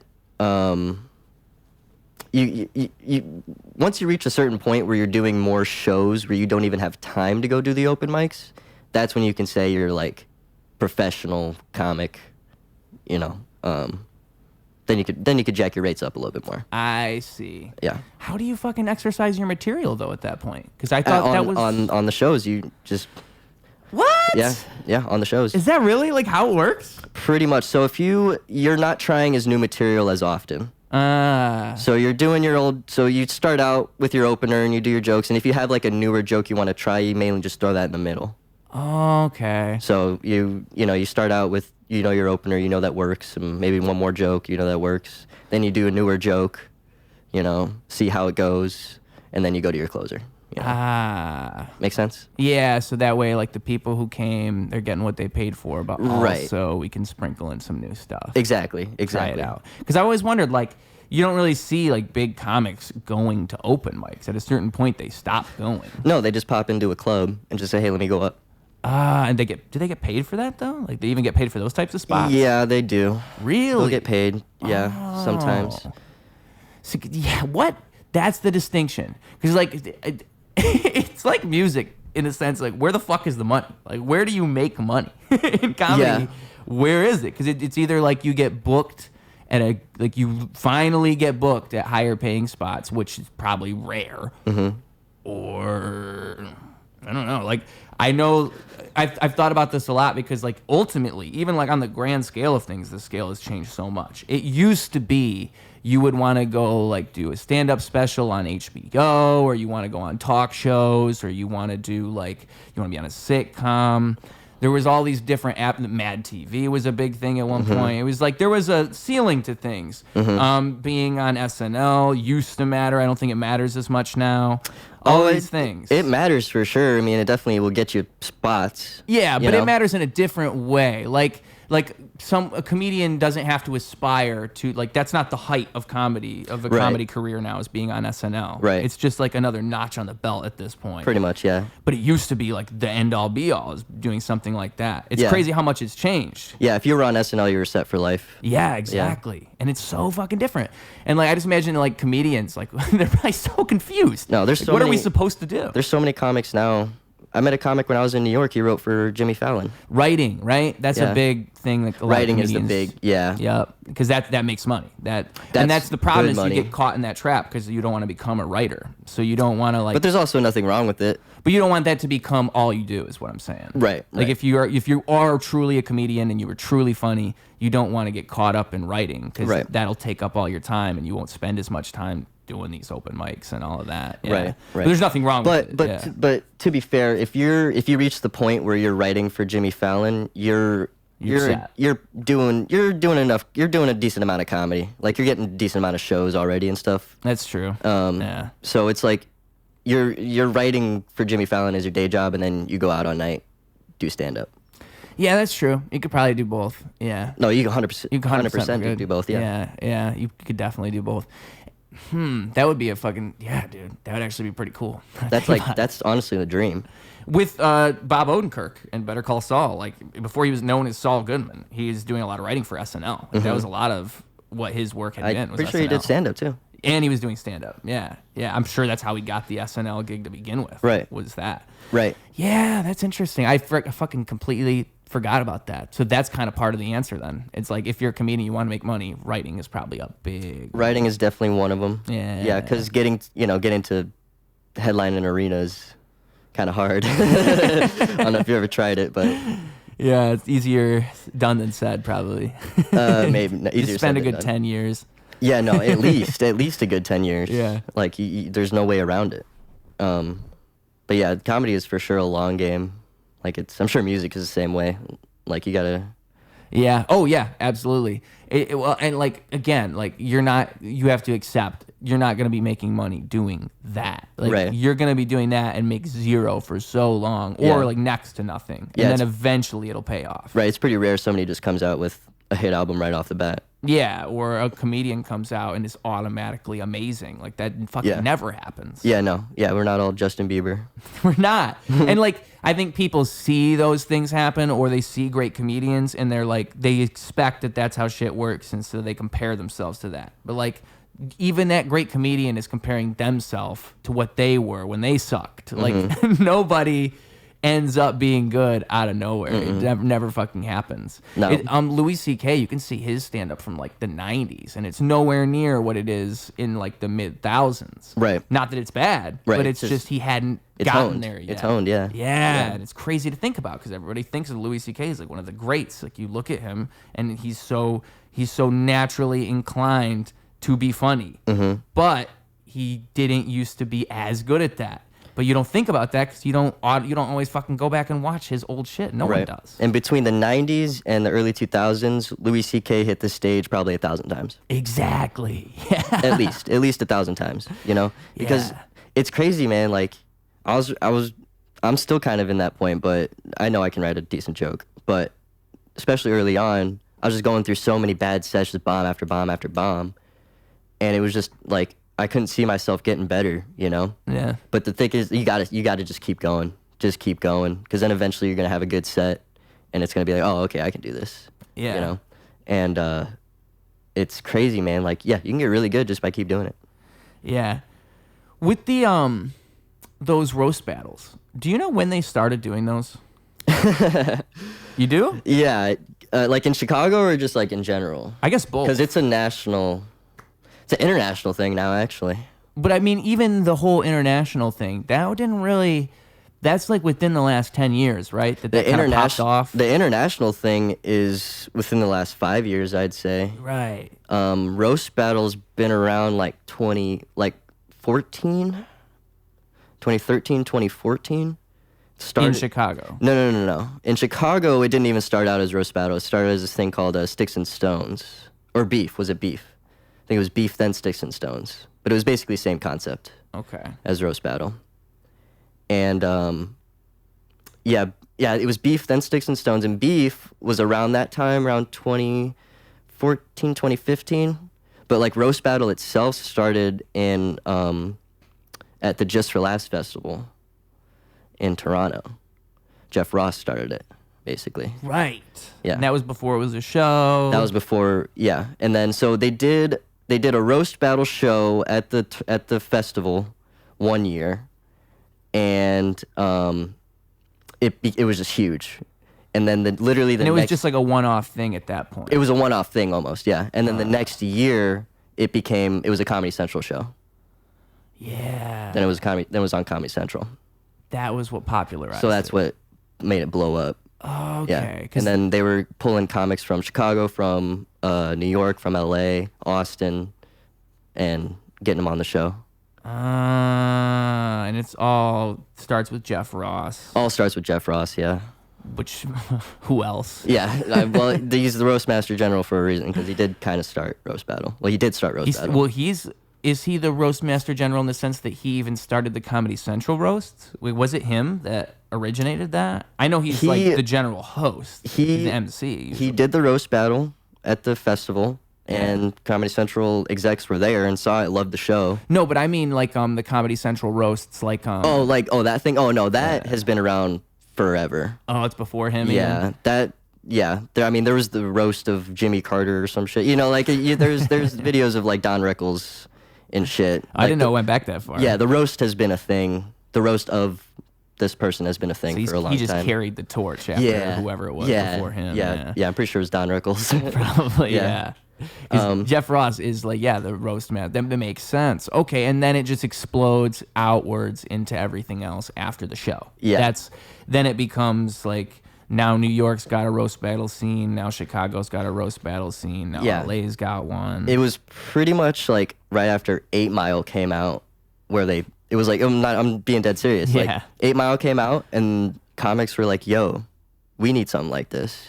You know, where we can just have two comics go joke for joke, you know? Clarence parents have a real good marriage. Exactly, dude. Like, that's literally what started it. Yep. And Well, and it's so funny because like it takes after what battle rap is in such a beautiful way.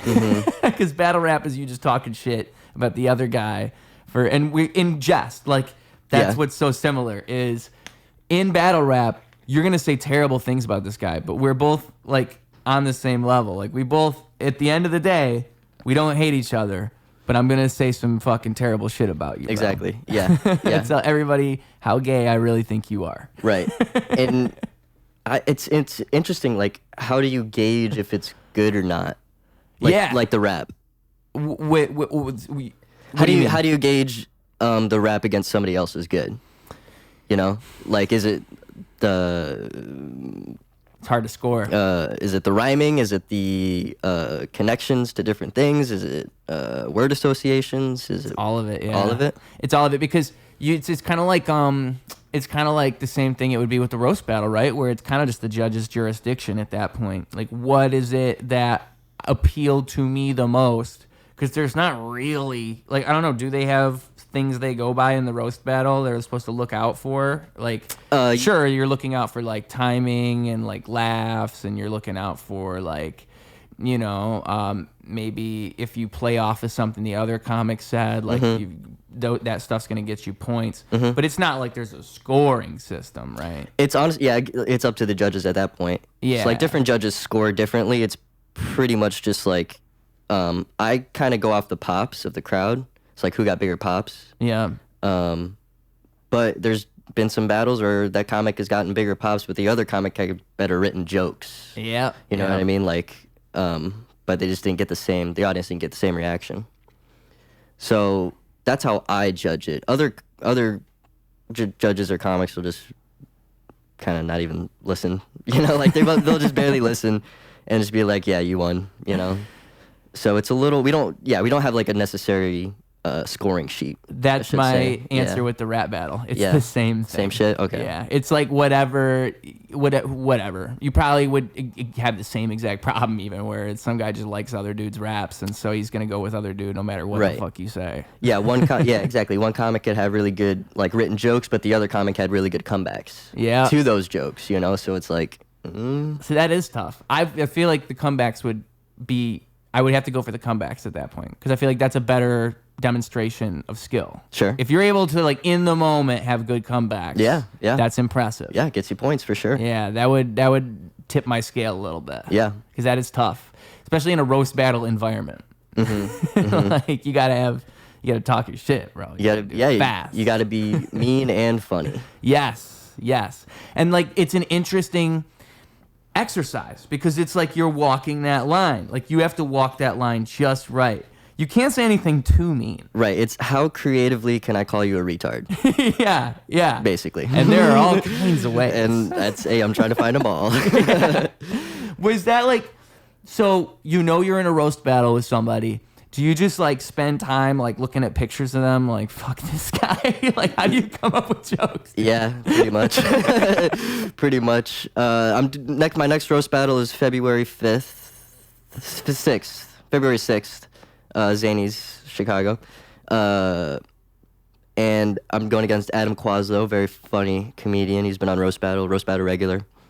He's been there since Beef, so he's been there for a long time. Hell yeah. And I just met with him a couple days ago. We sat down at Starbucks, and we went through, where'd you grow up? What do you do for hobbies? Literally everything. Like give each other dirt? No, it's literally like a date. That's so It's literally like funny. a date. What's your most taking embarrassing... notes? Oh, yeah. Yeah, I got them on me right now, dude. Just in case I'm, like, thinking of some shit, I'll just write it down. Like, the other day I thought about Adam looks like if Swamp Ass was a person. And I just wrote Swamp Ass in my thing, And, so you got his basic biography, like, all yeah, you that get the shit. basic biography, and then, you go, what are your most embarrassing moments? Yeah. Shit like that. And then you could set up a joke with that premise. Like, hey, just so you guys know, his most embarrassing moment is Right. Well, that's right. surprising because da-da-da-da-da-da-da. Right. Not a lot of people know this, but Yeah. Adam, yeah. That makes sense. Wow. Yeah, that's how it goes. We wouldn't do that in battle rap. There's no way you'd have two rappers meet up. And So be you like, guys don't meet up. You just kinda like, go yo, at my it. bitch's name is Sharon. Like Right. you'd never have that happen. So honestly, it can go both ways. Like I've had battles where I never met with the person. We just kind of texted. Yeah. And we're basically like, or is there anything off limits? Of That's course. That's the main thing. Is there anything off limits? Yes. And yes or no, whatever. And then that's the last time we talk till the battle. And that one's kind of like a requirement, right? Like you kind of want to make sure. Yeah. Just in general. And also, if you have restrictions on something, you should let the person know. Yeah. Has that happened where they hadn't let you know? I don't think so. Oh, that would be a I don't bummer. think so. I don't think I've ever pissed anybody off on a battle. Yeah. But like, it's good to establish that. Like, I don't want you talking about this because of this, right? Because if you don't establish, I'm just gonna make fun of everything. Anything that comes to the top of my head, I'm gonna go off of. Naturally, yeah. Like, what are you gonna do? Yeah, but fuck, I don't know. I didn't know you were raped. I'm sorry. Shit. Just trying to make a joke. You know what I mean? Like, tell me.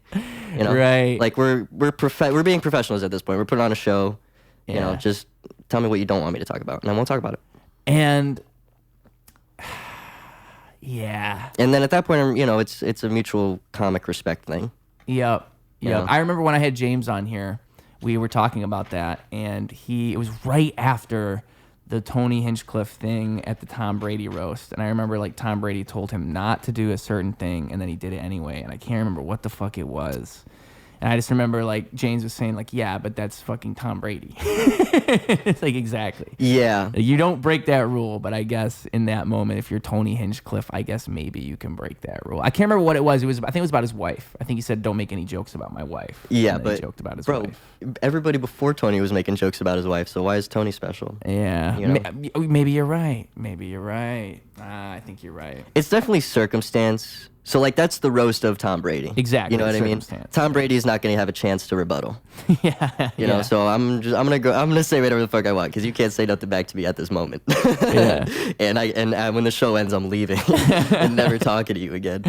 You only get one shot, one opportunity. Exactly.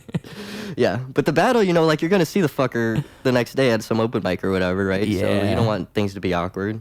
And yes, absolutely. And that's what's so funny about it is you're talking straight up shit, and you guys are just gonna hang out afterwards. It's all gonna be cool. Yeah, we're literally gonna go to Old Town Ale House after this. Remember how I called you a pedophile earlier? literally, dude. It's crazy. Okay, yeah. I mean, see, but it makes me wonder, like, if you have places that are gatekept and places that are not. If you have places that you need to have people that you know and places that you don't. Like, is that the natural state of things? Like, is that how everything ends up being? Honestly, yeah. I feel like, yeah, that'd probably be the more natural state of things rather than, like, people just letting you in a way that makes those places that are so collaborative and are less... they have less expectations of you. Like those places are more of a gift in that Honestly, sense. yeah, because you have more room to like explore yourself. You know, like you don't feel as bad. Like that's the places to make mistakes and make the big mistakes if you are gonna make them. You know what I mean? Like really, like fuck up. That's a good point. And learn. You get from your time to fuck do up. it. Yeah. A chance. If you like fuck you mean up, like producing your first show or something like anything, honestly, anything. Yeah. Getting drunk, getting fucked up, you know? No, I'm just, but, I was about to make, sorry, okay. About to do something. But, what was I gonna? Something you shouldn't do on camera. I was just gonna out somebody, but I'm not going to. I'm not gonna, they know that. Someone got drunk Someone got drunk. And yeah. People do that. People do that. And it's probably pretty common. And I know he's embarrassed about it, so I'm not gonna say anything. But,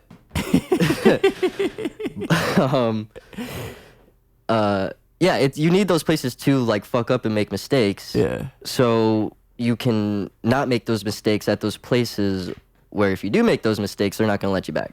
Yep. You know what I mean? Yep. And like in the sense of like doing things a million times and writing jokes all the time, it's the same exact thought process with that. It's like you have to just do those shows and just go for it and just make those mistakes while you have the chance. Right. Because there will be a time later when you will need that experience from those mistakes you've made to actually handle those bigger moments. Correct. Yeah. So you know who Kramer is?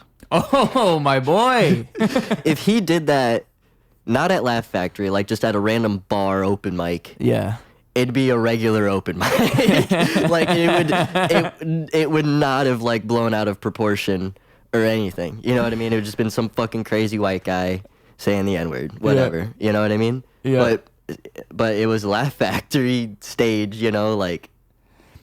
Yeah. See, that's it's such an interesting like case study, Kramer. Now, I'm not saying it's okay to just go around saying the N-word. No. I'm going to put that out there. I'm just saying, you know, like, it would not have been that big of a thing. He might have gotten kicked out of a local bar. He would have been kicked out of that local bar, exactly. Yeah. Not kicked out of the entire comedy scene ever. Like, everywhere. I'm sure you've seen it, but like where it's the next day or a couple days later, and it's Jerry Seinfeld on a talk show. Oh, yeah. It was on fucking Letterman. Yeah. And he's trying to apologize, and people are laughing. And Jerry Seinfeld's like, guys, stop. It's not funny. Oh, my God. I want that as my ringtone, is Jerry Seinfeld saying, stop it. It's not funny. Oh, man. And it's like, I think part of the whole phenomena is that it's fucking Kramer that did it. Because, like, even in his apology, he can't not be Kramer. The way he did it, too, honestly. Like, it was a lot.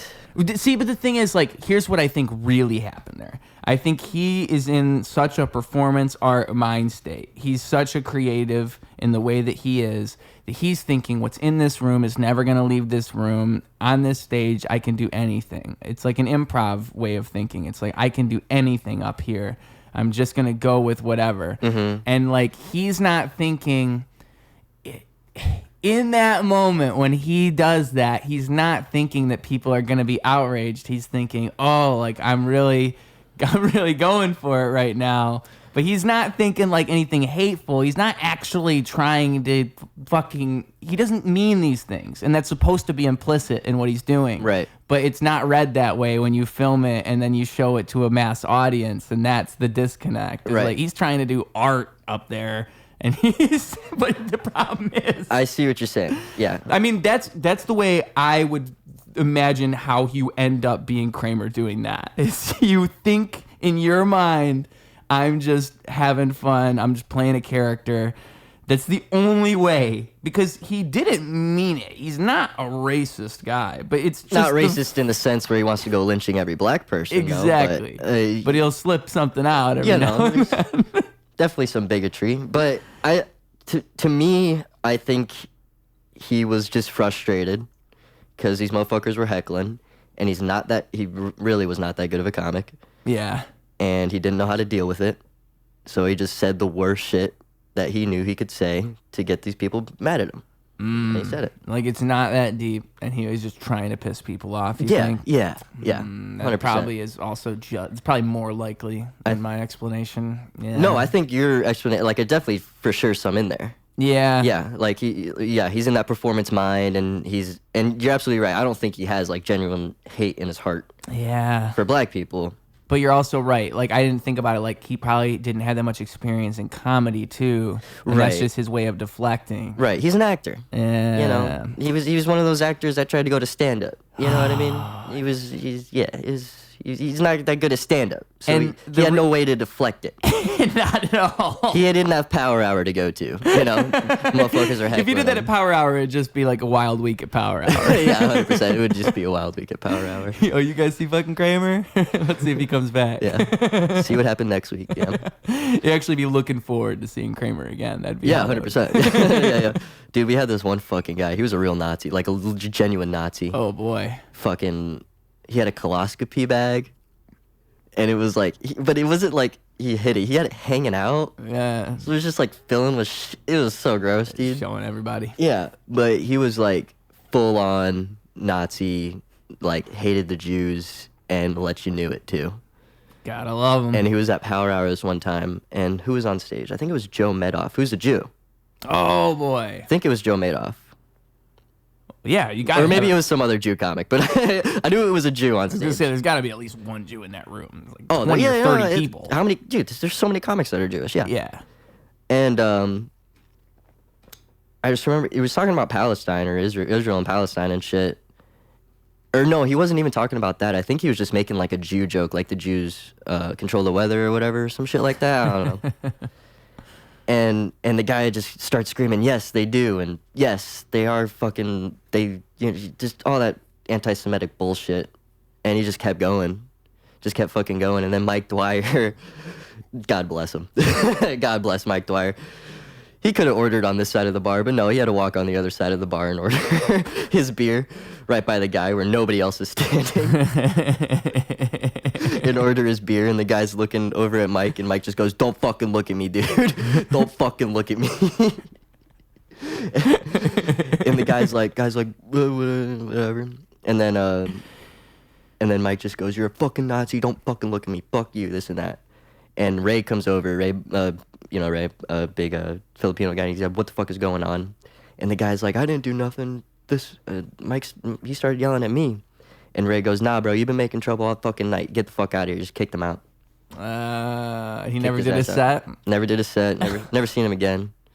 He probably had a phenomenal set that you guys just fucking robbed yourself of. He probably was gonna kill. No, he didn't. Because I saw him at Lottie's on Tuesday, and I saw that set, and it was just anti-Semitic bullshit. Oh, he turned around. But you haven't seen him since then? Not since then. So that was in the same week. So that Tuesday at Lottie's, I saw him there, and he was being all weird at Lottie's. Yeah. And then he went into his set, and it was just, again, just anti-Semitic bullshit. Like, it wasn't even jokes, just spitting bullshit. Yeah. And then at Friday, he showed up at Power Hour, and yeah, didn't have a chance to do his set because he fucking got kicked out.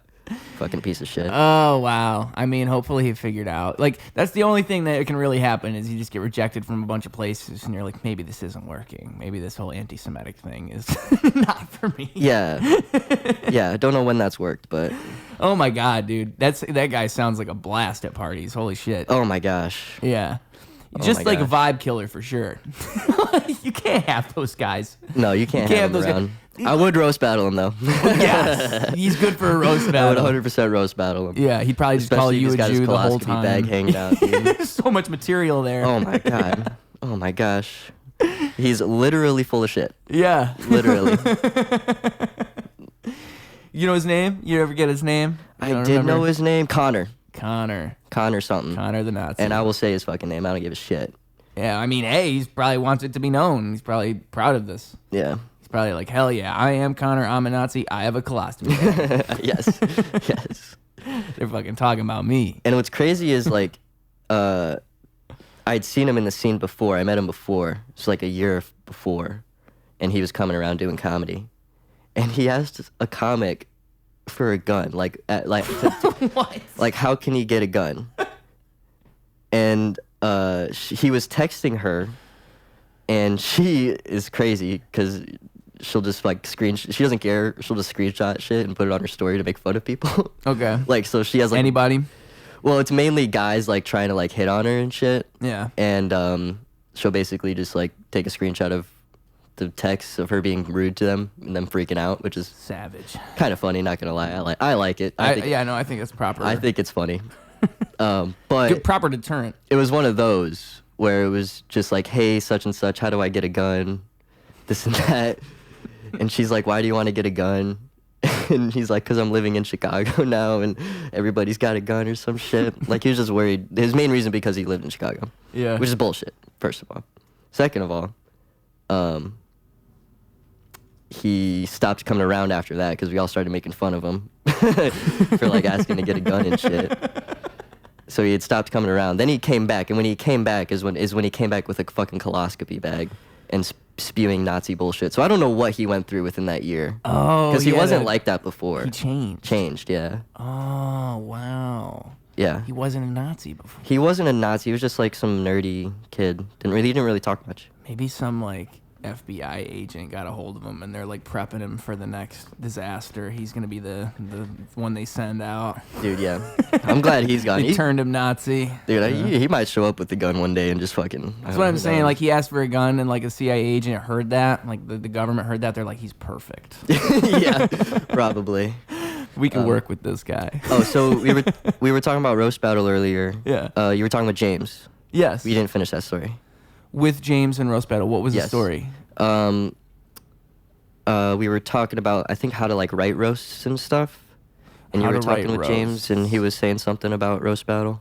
Well, I think what it was just that when I had him on, it was because I had mentioned it was right after the Tony Hinchcliffe thing, and Yes. that was him and I just had like he really. I'm trying to think of other people I've had on this show that have really even done roast battle because I think it's just you and him. I don't know who else. But I mean, I just even have questions about roast battle to begin with. Like, do you know who runs roast battle? Do you know who put it all together? Like, do you know what their name is? The Like person who puts it together? The producers of roast battle? Yeah, yeah. Now? Yes. Or who started it? Are the people who started it still around? In Chicago? Yeah. I don't think so.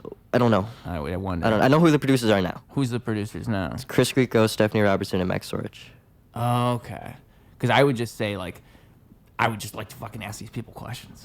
Yeah, yeah. I mean, like, okay, like, how'd you guys get a hold of this? What is this? How do you run it? Chris, Because I like the way they do things. I like the way that they post. Like, they're very active in sharing the content for free on the internet, which Yeah. is exactly what you should be doing Yeah. if you're running a show like that. Yes. Like, and they're doing it right. Yes. So they're filming it properly. They're tagging everybody in the clips. So, like, they're collaborating with them on Mm-hmm. this. So everybody's getting content out of it. They're doing all of it right. That's just, yeah. Yeah, that's I cool. would say talk to Chris Grieco. You could talk to Stephanie or Max, either. But Yeah. Chris has been producing the show the longest. Okay. And he's pretty much the one that's kind of behind all that. And then are they reaching out to you guys like weeks in advance and just saying like, hey, Usually. Yeah. Usually. I've had a couple battles or a couple days advance. How many of them have you done now? 10. 10. Yeah, I did 10 this past year. And I know they do the bracketed tournaments. Yes. Like, is it always that? They just do the tournament once a year. Okay. So they do the tournament once a year, and that's usually just to find newer battlers. Interesting. You know? And then everything else is them Just regular old roast battle show. regular old roast battle shows.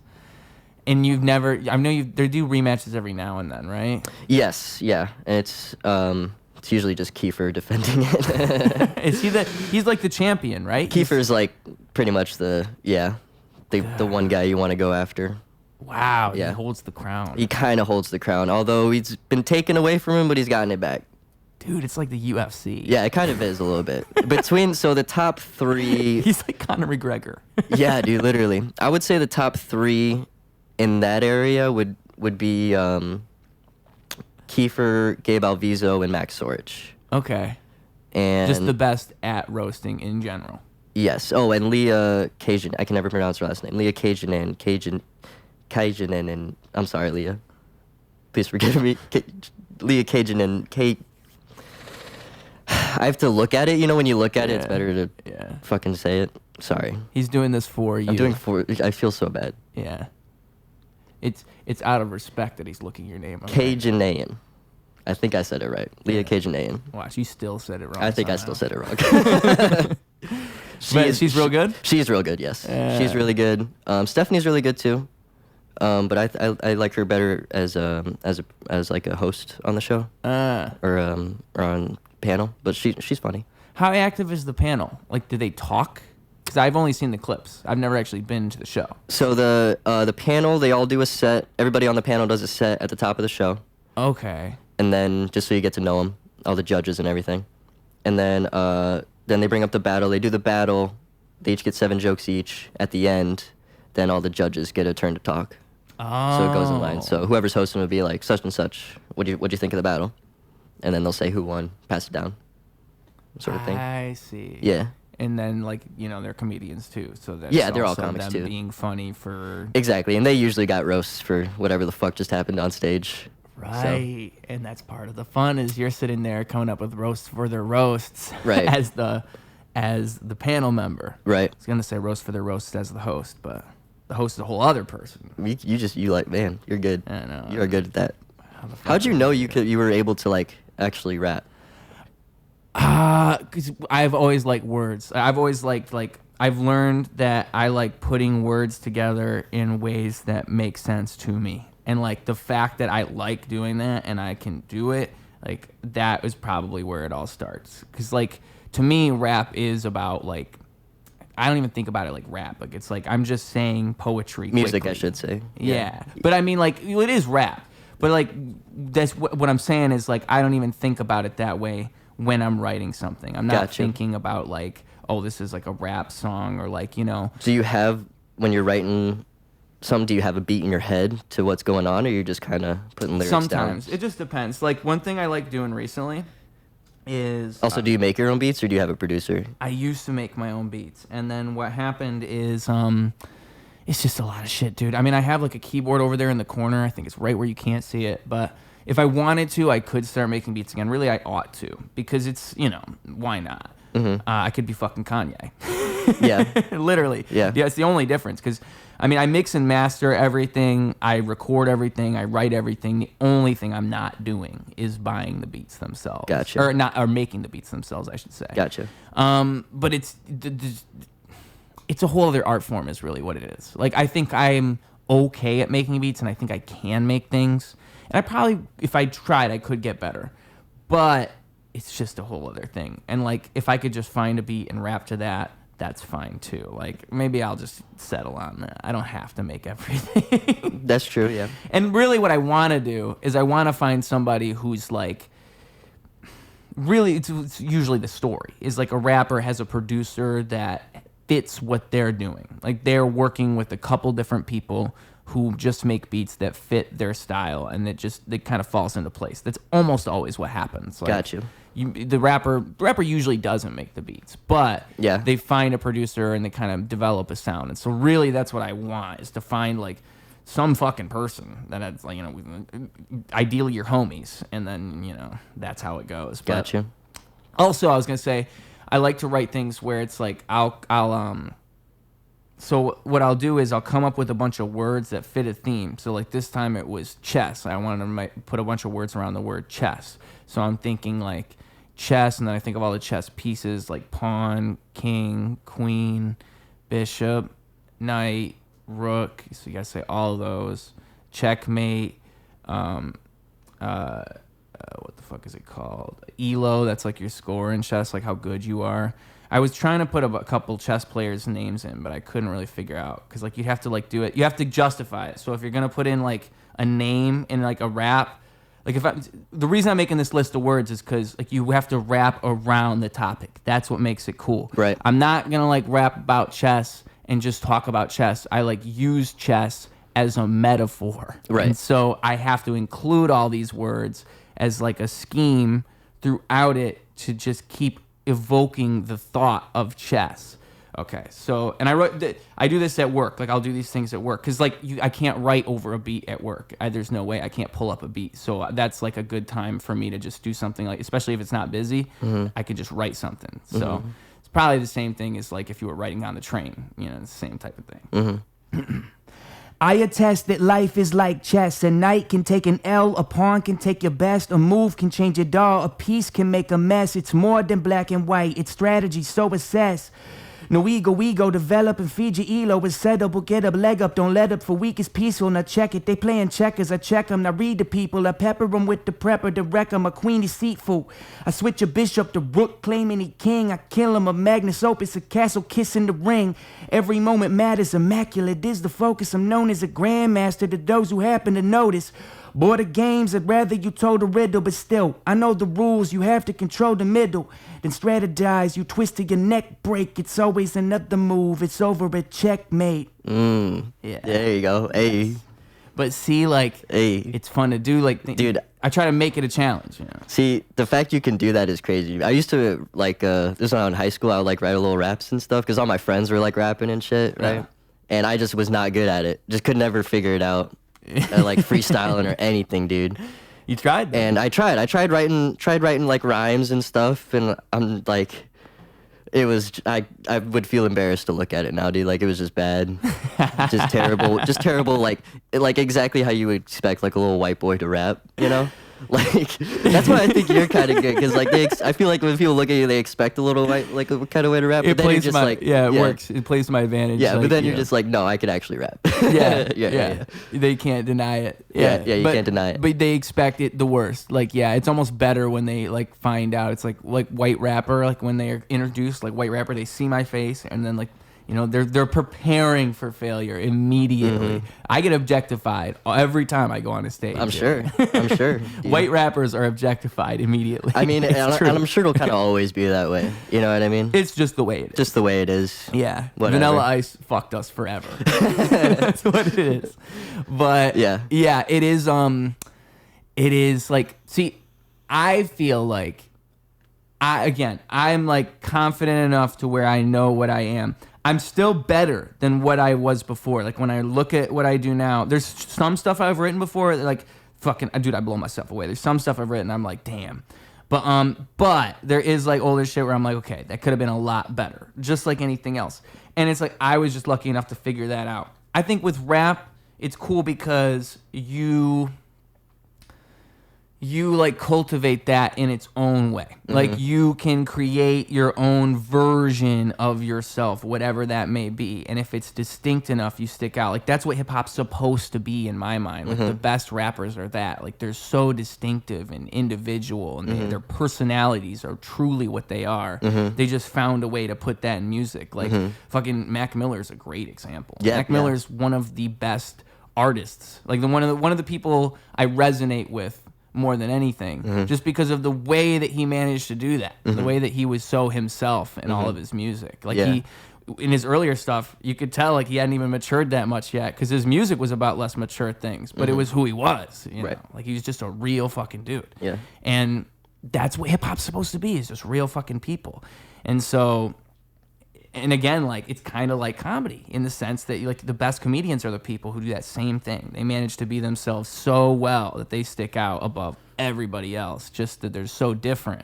And, like a great comedian's kind of like a great rapper. Like Cat Williams could be a fucking rapper. Right. He could. Right. Like, you know, Dave Chappelle would be a great rapper. But I think the difference though is like in comedy, there really is no rules in comedy, but we kind of have almost like a mantra, I'll call it, Yeah.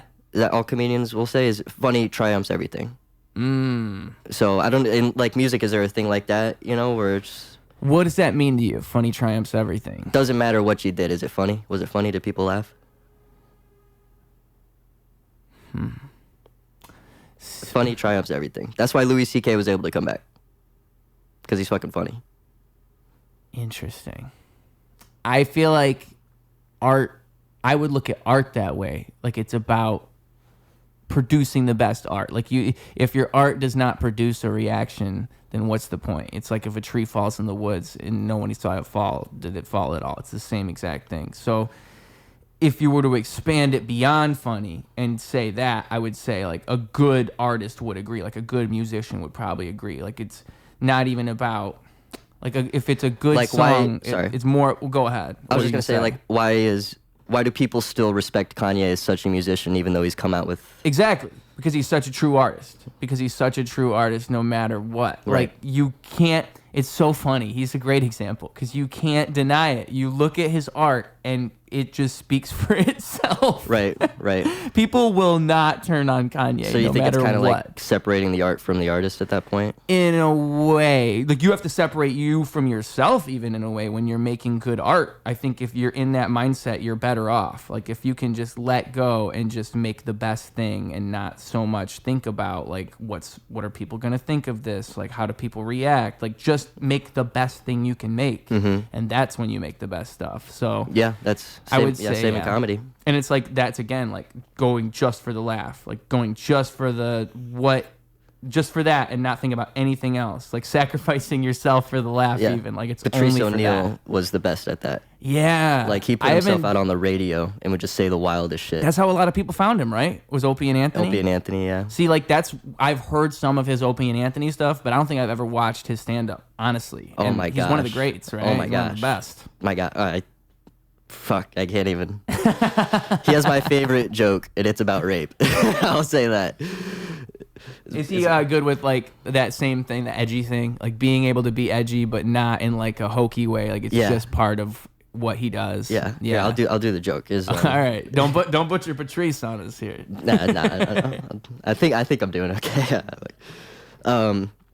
Women have to realize that men value their time how women value their vaginas. See what I'm saying? All right. So women, I can't just fuck you against your will. You have to have the desire to want to fuck me. You know? Okay. If I fuck you against your will, that's rape. You know, go to jail. Now, if I'm on the phone with you, right, and I say, hey, baby, I gotta go, and you're like, what are you doing? Where you gotta go? What are you doing? You are raping my time.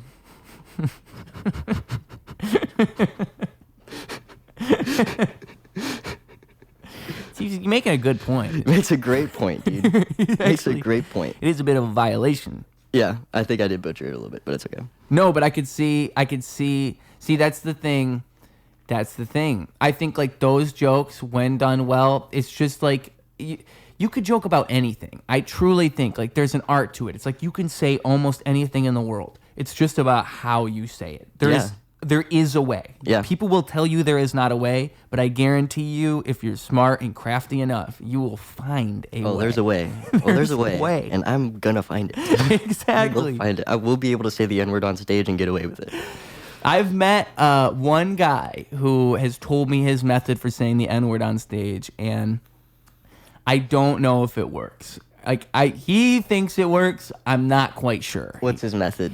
Let me hear this method, man. So his whole thing is he's like setting it up like, well, I don't want to mess up his way of justifying it, because I think like he starts by saying like nobody should say the N-word. Like if you're saying a joke just to say the N-word, that's wrong. I just want to say that. But like, you know, I just think it's kind of funny how like there are words like that. There's times where the word is in another word, like, am I not supposed to say certain words? I don't understand. Like, am I not allowed to say salt and vinegar? Right. Am I not allowed to say Arnold Schwarzenegger? And like, that's the whole setup. Yeah. And then, but he really plants the word. I mean, he's sticking the word. He's committing to the bit. Right. And I don't want to be rude, but I'm going to. That's just hacky. Exactly. That's the problem. Is it doesn't justify it enough. No, it doesn't. It's not thoughtful enough. It doesn't. Because like I could come up with that if you gave me enough time. You gotta have more of a unique take on it in order to get away with it. Well, the second you said, but the word is in other words, I knew he was gonna say vinegar and Schwarzenegger. Exactly. Like, that's literally. Schwarzenegger's the easy one. Schwarzenegger's the easy one. There's that fucking clip of Muhammad Ali. You know which one I'm talking about? He's like on this talk show. Maybe. And it's Muhammad Ali and this white guy, and he goes, "In a minute, we'll have Arnold Schwarzenegger come out." Yeah, I've seen that. Yeah. And Muhammad Ali's like, "What the fuck did you just say?" And he's like, "No." He's like, "That's not what I meant." And he's like, "What's his name?" He's like, "Schwarzenegger." And he's like, "Come on, man." It's so funny, dude. Probably fucking with the guy. Oh yeah, he was definitely fucking with the guy. Yeah. Ali was funny, dude. Yep. Ali was fucking funny. Yep. And he made poetry, dude. He also wrote poetry. Yes, he did. Which is crazy good. Yeah. Like, he was a genius in his own right, for sure. He's probably one of those people that could have done anything, and he just happened to be a boxer. Oh, 100%. He hasn't been good at anything. Yeah. Some people are like that. You're Some like, people are damn, like you that. just would excel in whatever category you happen to choose. Yeah. He's probably one of those guys. I really wish I think I'm like one of those guys, but I don't think I am. I just wish I was, you know? Yeah. Because I've always been kind of decent at shit. Yeah. You know? Like, I played basketball, and I played fucking lacrosse and track and field and all that. And I was never bad. I was just decent, you know, just like good. And I always felt like if I just put my mind to that one specific thing, like just focus on it, I'll be really good. You know what I mean? Yeah. So I was like, I'm gonna do that with comedy. Yeah. You know what I mean? See, again, like the reason I even say that with music, I always plant that is like I found it is because that's exactly what I'm saying. Is like I just figured out at a good enough time, this is something I can put my all into and just invest my time into. Yeah. Because most people don't have a thing. Like most people don't. Like you might hang out with a lot of creative people, and those are the people you know, and those are your friends. But like when you really think about it, like the average person, they just go to work and they don't have a thing. So like I always try to like encourage people, like, dude, you got no idea. Like just like fucking write something sometime. Or, like go and do something creative, because you'll drive yourself crazy never fully committing to one thing. For real. You need a thing. We all do. Yeah. I proudly will say I'm the rapper podcaster guy. Hell yeah. Thank God I have a thing, dude. Yeah. What about like what's like your hobby? What do you do like on the side, just like kind of take your mind off everything? Oh, I like running a lot. Like I like to walk, like obviously walking my dog, but like when I go to the gym, dude, I've learned that like fucking I can run, bruh. And I want to do a marathon, but them shits cost money. Like what the fuck? You gonna make me pay to run? What I didn't the know fuck? that. I didn't know you had to pay. Yeah. What? Like the Chicago Marathon, it's like fucking $300. What? Dude. Yeah. Might be $400. $300 to almost kill myself? Yeah, you can go fuck yourself. That's dude. what I'm saying. I'm doing this for you guys. Yeah, dude. You should be paying me. Dude. So yeah, I was kind of upset to see that, and like they'll let you. What if you win the merit? Like what if you win? Do you get like a prize or? Yeah. Yeah, you get the pot or whatever. Or? Yeah, but you know what? Like it's probably a fraction of what they make. It's probably They're probably making so much bank off this shit, and then they just give you like 10%. Well, I can't imagine it's not cheap to shut down the city streets for a day. That's true. Like maybe there's reasons for this, but it's $300. Yeah. God damn, $300 is so much to run, dude. Yeah. I could just do that. I could just run. Yeah, you can just run a marathon by yourself. You don't have to enter to anything. You could run a marathon right now if you wanted to. Exactly. I was like, when you really think about it, like, why the fuck would you pay? But like, and then I saw this guy like toured the country and did a marathon. Like, he wanted to do a marathon in every state in a year. And like, I had already known this about paying for them, so I was just thinking logistically, like, how the fuck can you afford that? How can you afford to do a marathon in every state? I already know it's gonna cost at least like $50 per state. Yeah, I was always curious on that too. Like how, like those super athletes and stuff that's all they do is just like run 100-mile marathons and fucking do the Ironmans and all that shit. Like, you have to train for that throughout the year. Like for multiple years, like how do you have the time and where are you getting the money to do this? You know what I mean? Yeah. Like, how does that work? I'm pretty sure they're all just rich as fuck, and this is what they got to do. This is the time they got. Maybe. Because if you like don't have kids and you have like a simple job and maybe you like get up early in the morning, because you can run, if you could really run, like you could probably run like 20 miles in like 2 to 3 hours. You could do that. If So you really like had to, yeah. Yeah, or if you're that guy, if you're really that guy, you just run super marathons and shit.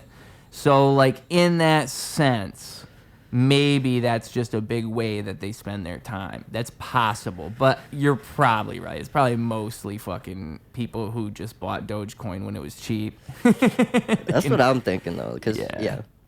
I mean, hell, dude, why not? I mean, like, if I had a bunch of money, I probably would fucking run more.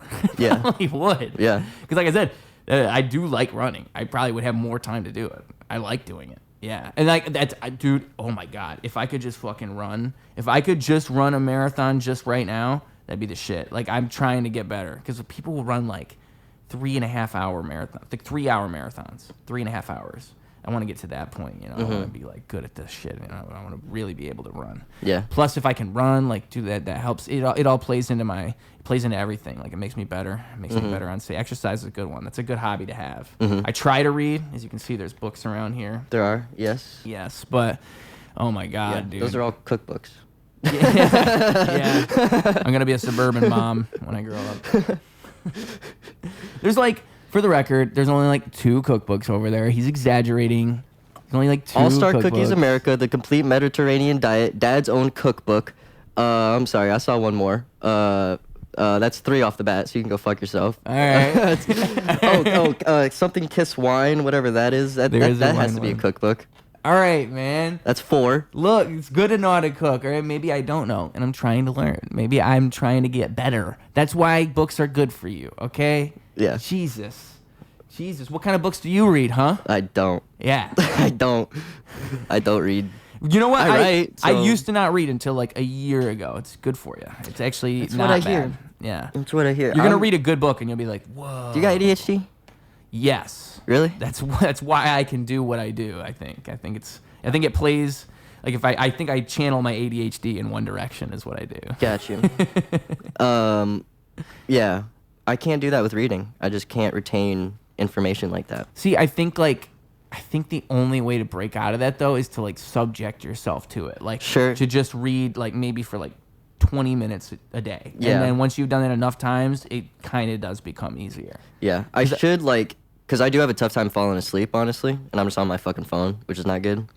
And I should like start reading because that helps me fall asleep. Like that'll just put me out. That's my mom's advice she always gives me. Yeah. She says she always reads before bed. Yeah, puts you out. It Writing does. writing kind of puts me out too a little bit. Writing's good too, though. Yeah. Writing or reading are probably both like equally good. Because the thing about reading too that you got to consider, like you're a comic, dude. Like as an artist, as anyone who creates things, reading is gonna naturally give you material. That You're is true, gonna yeah. find shit in there that you can't even predict what it's gonna be. You just have to read it and find out. That is true, yeah. Yeah. Yeah, I didn't think about it like that, honestly. Cause that's valuable. No, you never no. know what the fuck it's gonna. So many like movies are based on books, you know. Yeah, and, like 100%. that fucking the director must have read the book once. Yeah, dude, I get my material from like the news. I'm just like watching the news and shit. Yeah. Yeah. Just like yeah. News and life. It's probably like news, social media, and life. That's probably the 3 main ones people mostly have. Yeah. I used to go on Twitter a lot, get a lot of material off of that. But then I was kind of like looking at my shit, and I was like, this is all like, it's like Twitter comedy.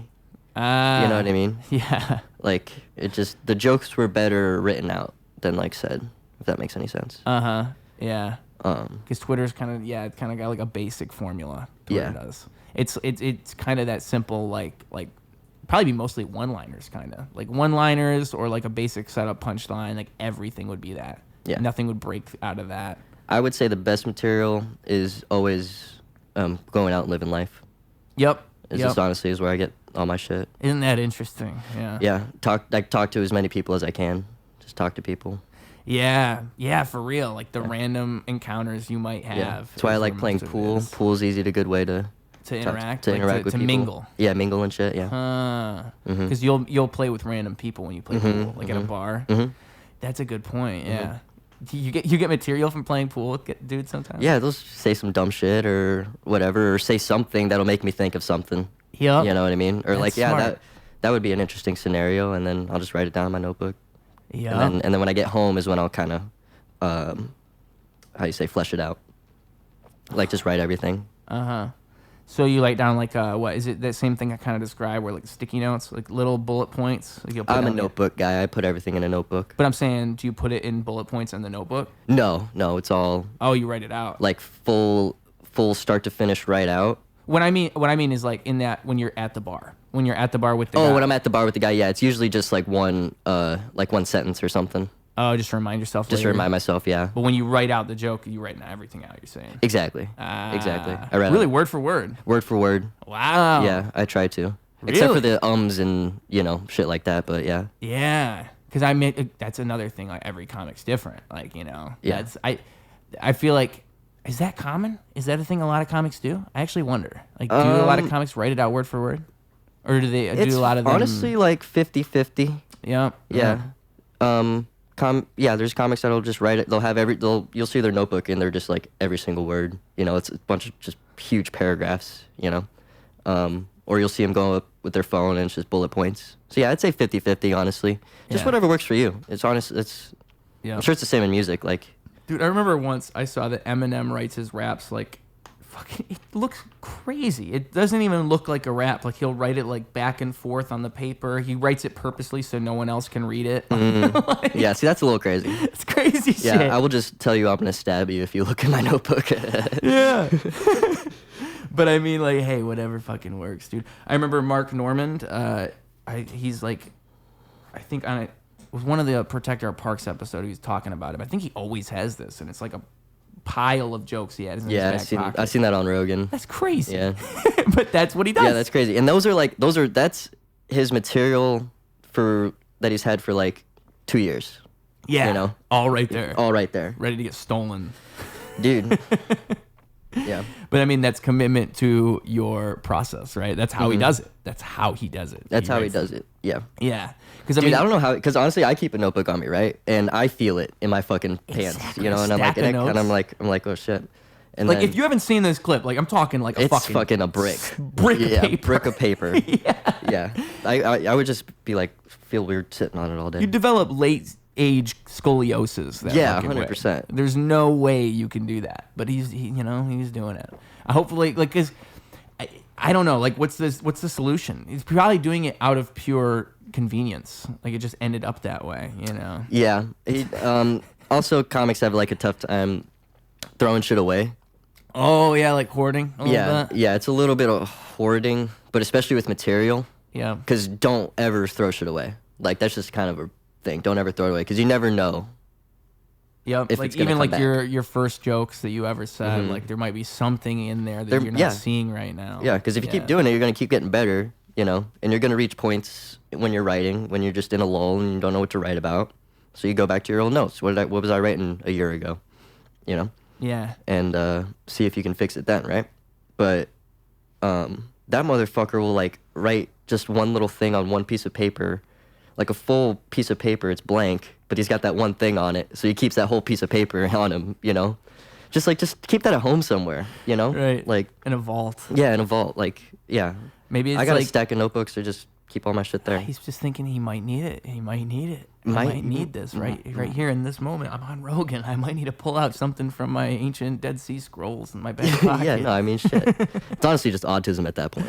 It's truly pure autism at that point. But I mean, hey, that's what got him where he is. You got to respect it. You can't knock the hustle. He's got a baby now. Did you see his Instagram? I saw that. Yeah. It's crazy. Dude. Mark Norman has a baby. Even, like, was there an announcement? I must have missed it. Like, where that he was going to have a baby. He must have said it somewhere. I didn't even know.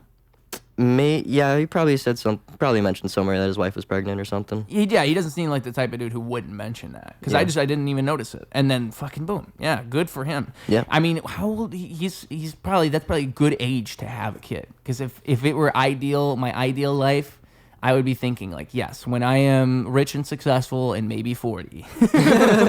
Maybe 40, yes. I'm cool with that. Yeah. But think about it, when your kid's 20, you're going to be 60. Yeah. But I mean, like, really, it's just a matter of fate at that point. Like, maybe I'm the healthy ass 60-year-old maybe I'm not. True. Like really, that's the game I have to play. My parents I feel like had me at a perfect. They were 35 and 36. That's a good age. I feel like that's a perfect age. My parents are right about the same. It was a little bit earlier, like 30 and 30, between 30 and 35, pretty much. But it's the same thing, yeah. I think that's you get a good chance to get like your parents right before they turn elderly, For most of your adult life, they're not quite there yet. Like my mom, I just fucking realized that, dude. Like she's going to be 80 within 20 years. My mother will be 80. But it wasn't like that when I was younger. Mm-hmm. But like that's how it goes. That's how it is. We get older. But like if she had me later, it's the same exact thing. It's like she would be 80 in 10 years if she had me when she was 40. That's the difference. Right. Yeah. And my dad, dude, he's in construction. So he's beat up. He's retired now. But he's 56 now. And construction will do that to you. Yeah, construction beat him up, right? And let's say he had me at 45, right? He wouldn't be able to throw the ball with me by the time I'm 10. Right. Because he's 55. He honestly cannot throw with his hand right now. Like, his shoulder's fucked. Yeah. So he wouldn't be able to do that. You know what I'm saying? Yeah, he did construction his whole life? From he's 25 years, so yeah, pretty much. Yeah. Wow. He was like 25 or 26 when he started in construction. Now he can't, like, his whole shoulder, he just can't lift Shoulder, he can't lift it up. It's fucked. Wow. His arthritis in his hands. Yeah, everything's fucked up. But you can never predict that shit, yeah. Knees That's are why fucked. You got to have the kids early. That is the reason, because you never know how life's going to turn on you. Yeah. Yeah, my cousin Noah, he's same age as me. He just had a baby. And he's in construction now too, so. Oh. Yeah. I actually, it's funny, my best friend from school, Andrew King, works construction, and he's about to have a second kid. He's just about to have a second one. Yeah, how many divorces you got? Say again? How many divorce? Same girl, high school sweetheart. Oh, actually. nice. Hell yeah. Shout out Andrew King. He awesome, pulled it dude. off. Yeah. That's awesome. I bet every single fucking construction worker's divorced. Probably, dude. Construction, that's like, it's one of those jobs where everybody working there is on drugs. Everybody working there is probably like depressed. Yeah. Yeah, dude. It's a sad scene on the construction site. Reason my parents divorced because my fucking dad was an alcoholic. Yeah, that's actually light for the construction drugs. That's pretty light, yeah. That's like, they're all like, why aren't you doing crack like us? Yeah. Like, well, it was a little cocaine too, but. Okay. Mostly alcohol. Little dabbles. But still, sticking to the alcohol is good for a construction worker, because like those guys go wild. They'll just do meth and then fucking build a house. Like, yeah. They really will. I'm not even exaggerating. Yeah. But so, no, good for your friend. I'm glad. But yeah, good for him. And like glad it's going strong. He's not doing meth, obviously, and all that shit. He was doing crack. Oh, okay. He was actually not too far off from your dad. Okay. Well, a lot of alcohol, a lot of crack. But he stopped with the crack because he attests that it's too expensive, he says. He said it was too expensive, and if it wasn't so expensive, he would have kept doing it. If there's a reason, I mean, as reasons go, that's not bad. It's funny because like I've asked him and like he has no shame. He's like, yeah, literally, it's just about the money. I would have kept going.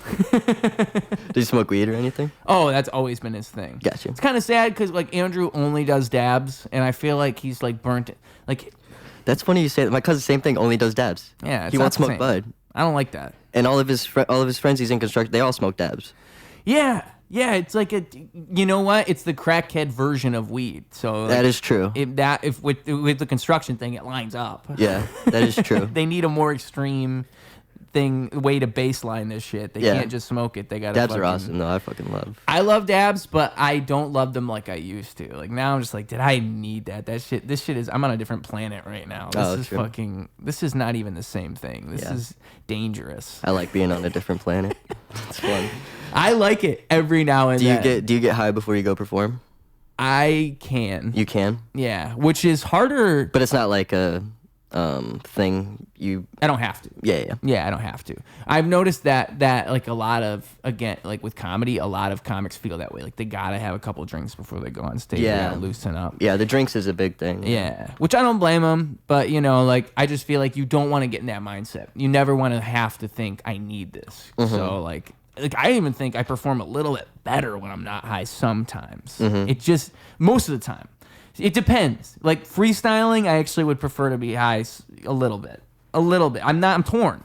My brain works differently. There's pros and cons. I could see when you're freestyling because you're trying to be in that moment, you know, and you want to be like focused on kind of that one thing, and we'll help you do that, you know.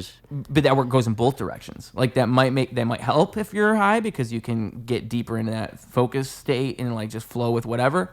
You might say more like off the wall shit because you're in that different mind state. But also, if you weren't high, I might make better connections, and I might like be able to remember more shit and rhyme things and be more coherent. Sure. In a way I wouldn't be.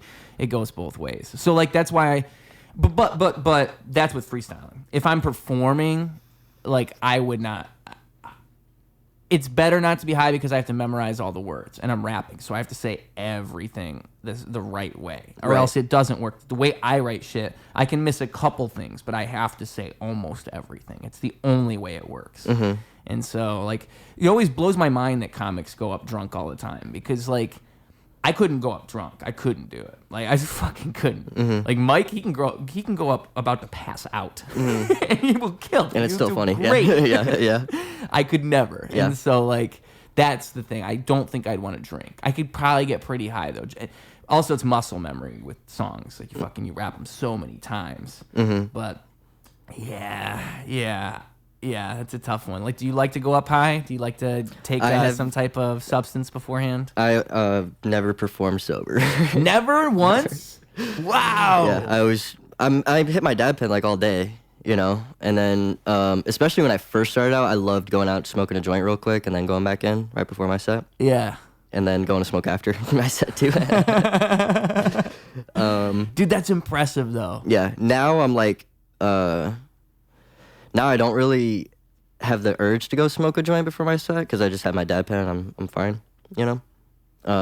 But yeah, I've never been sober. Drinking is the big one. If I have more than 2 beers and I go on stage, it's not good. Oh really? Yeah. You have to limit yourself. I gotta limit myself. Yeah. Has this happened more than once? Oh yeah. And like especially if I'm doing like 3-4 mics a night. By that 4th mic, I'm fucking. Oh, wow. My comedy's terrible. So you can only have 2 drinks throughout the whole night, is what you're saying? I try. Yeah, I keep it at that. Yeah. That's tough. Yeah, because I've got 4 fucking mics. Yeah, and you're waiting for a couple hours sometimes at each mic. Yeah. So yeah, it's resisting tough to, your temptations as you sit there. It's honestly not as hard. At least for me personally, it's not as hard.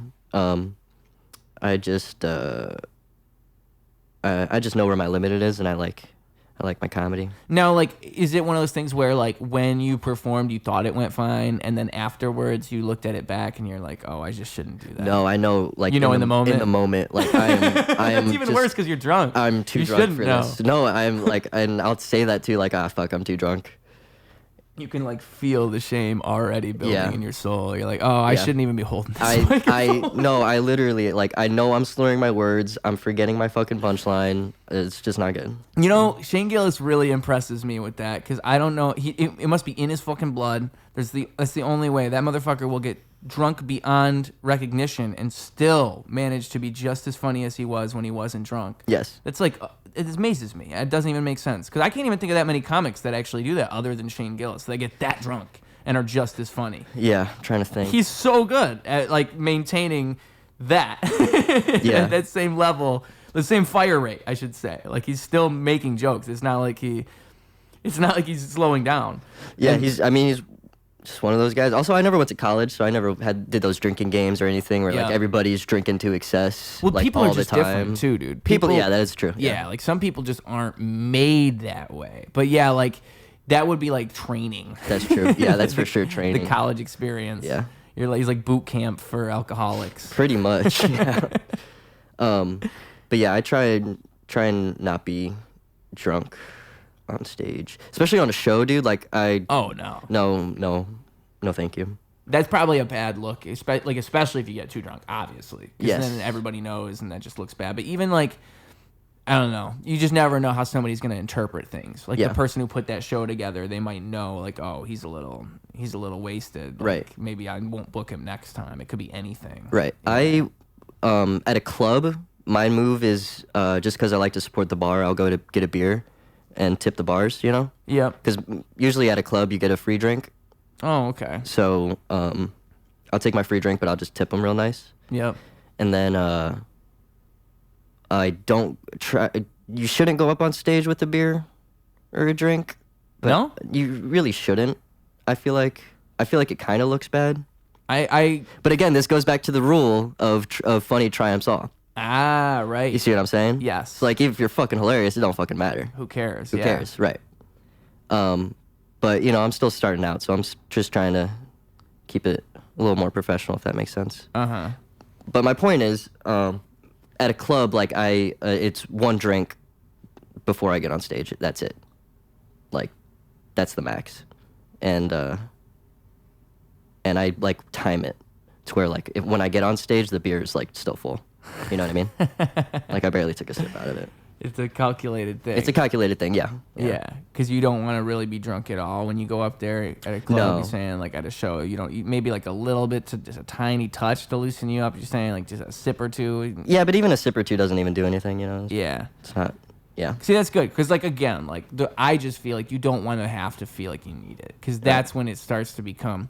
I mean, I don't know though, because with you've never performed sober, dude. Can you even imagine performing sober? Can you imagine it? Like, what if you? I can't imagine waking up and not hitting my dab pen. So exactly. You lose access. Like somehow your dab pen disappears for a week.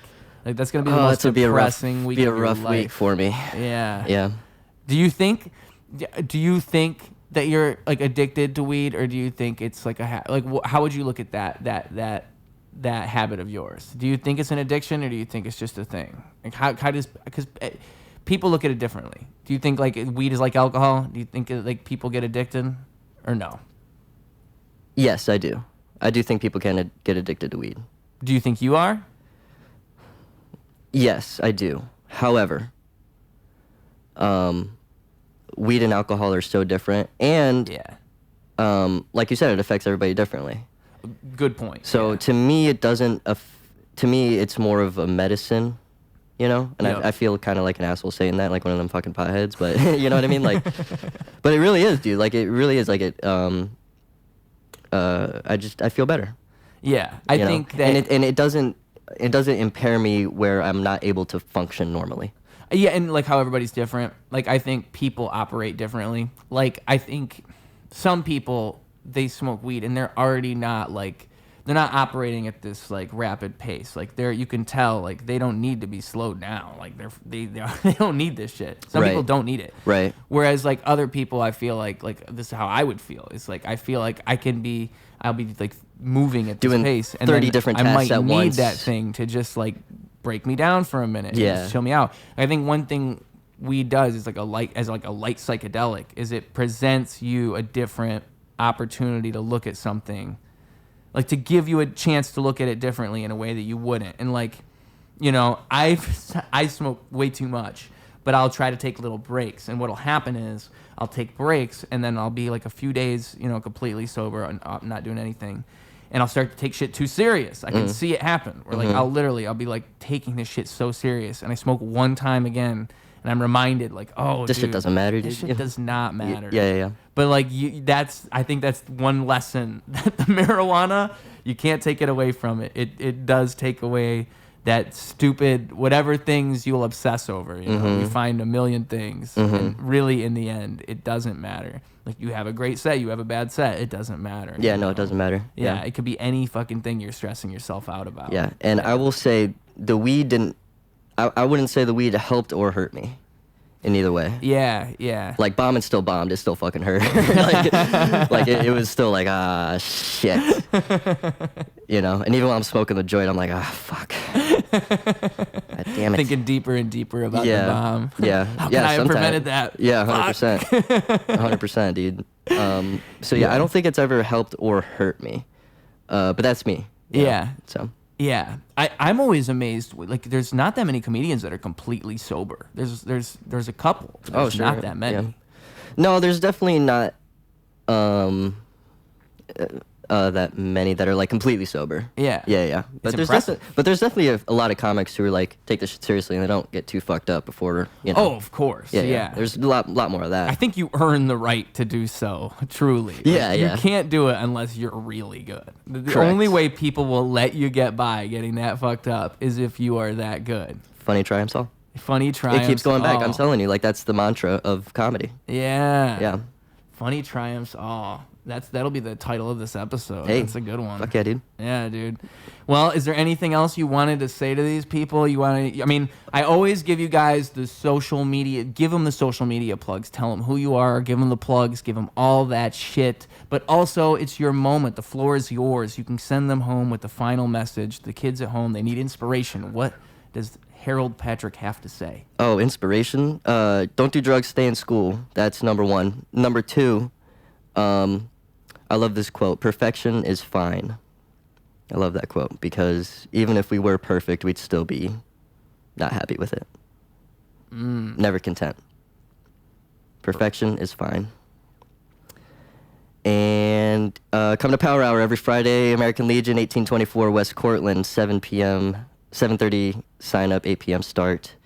And yeah, come hang out at Power Hour, man. That's all I got to say about that shit. Yeah, dude. Power Hour. And do I have this right that you are helping produce Cozy Corner now? Is that true? That is true, yes. All right. Cozy Corner, yes. Once a month show on Saturdays. I believe first Saturday of the month or second Saturday of the month. Something like that. I'm a new producer. I just started.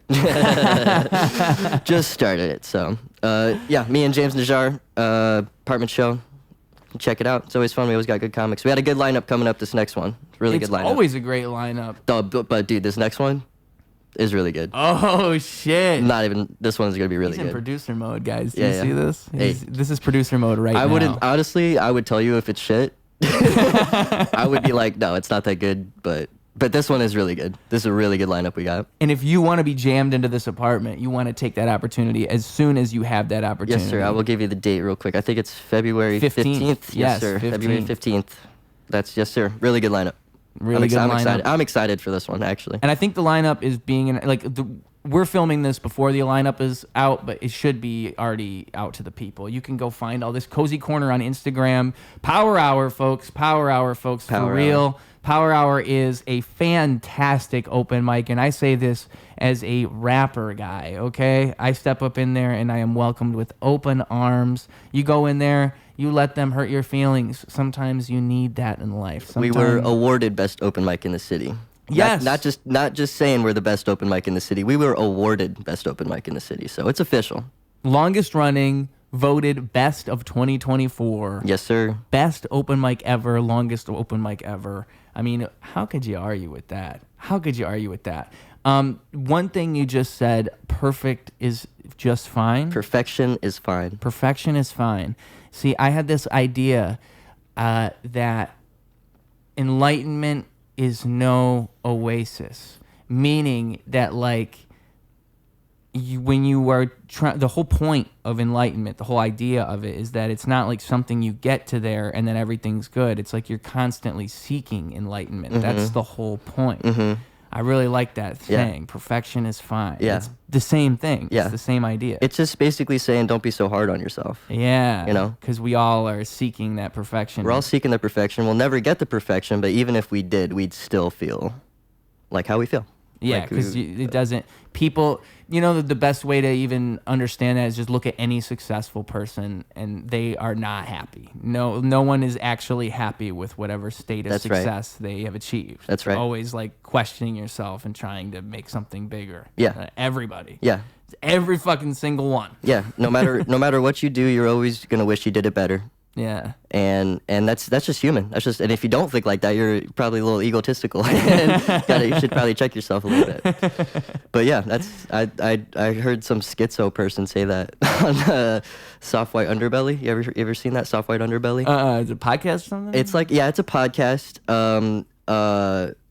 This guy's name's Mark, and you've probably seen it on YouTube and shit. But he just interviews people who have crazy stories. It's usually people on Skid Row because he's right there in LA.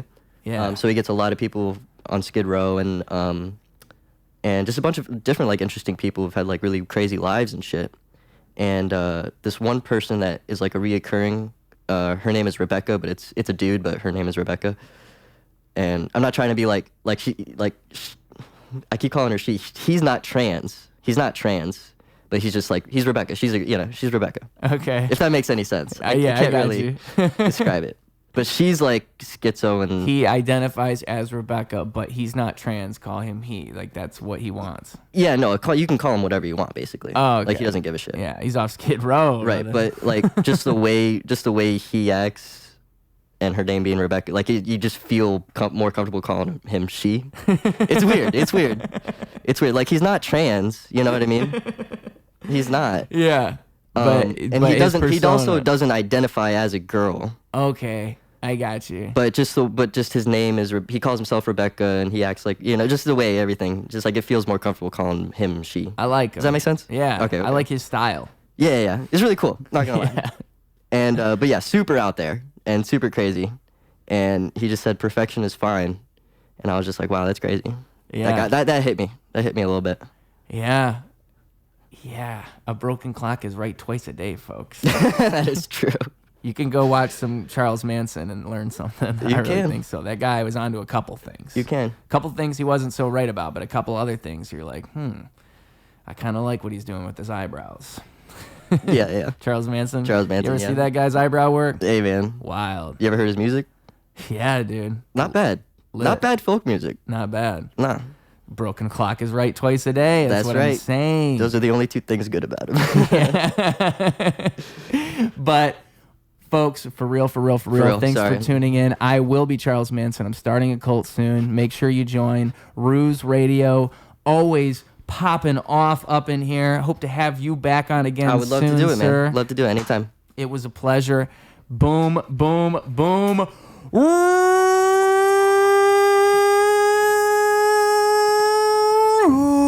Ruse Radio. Clocking out. Been too long, I don't think I could face it. In the corner with my mask on. What's the story? It did do no good to waste it. 30 seconds till it's blast off. Been too long,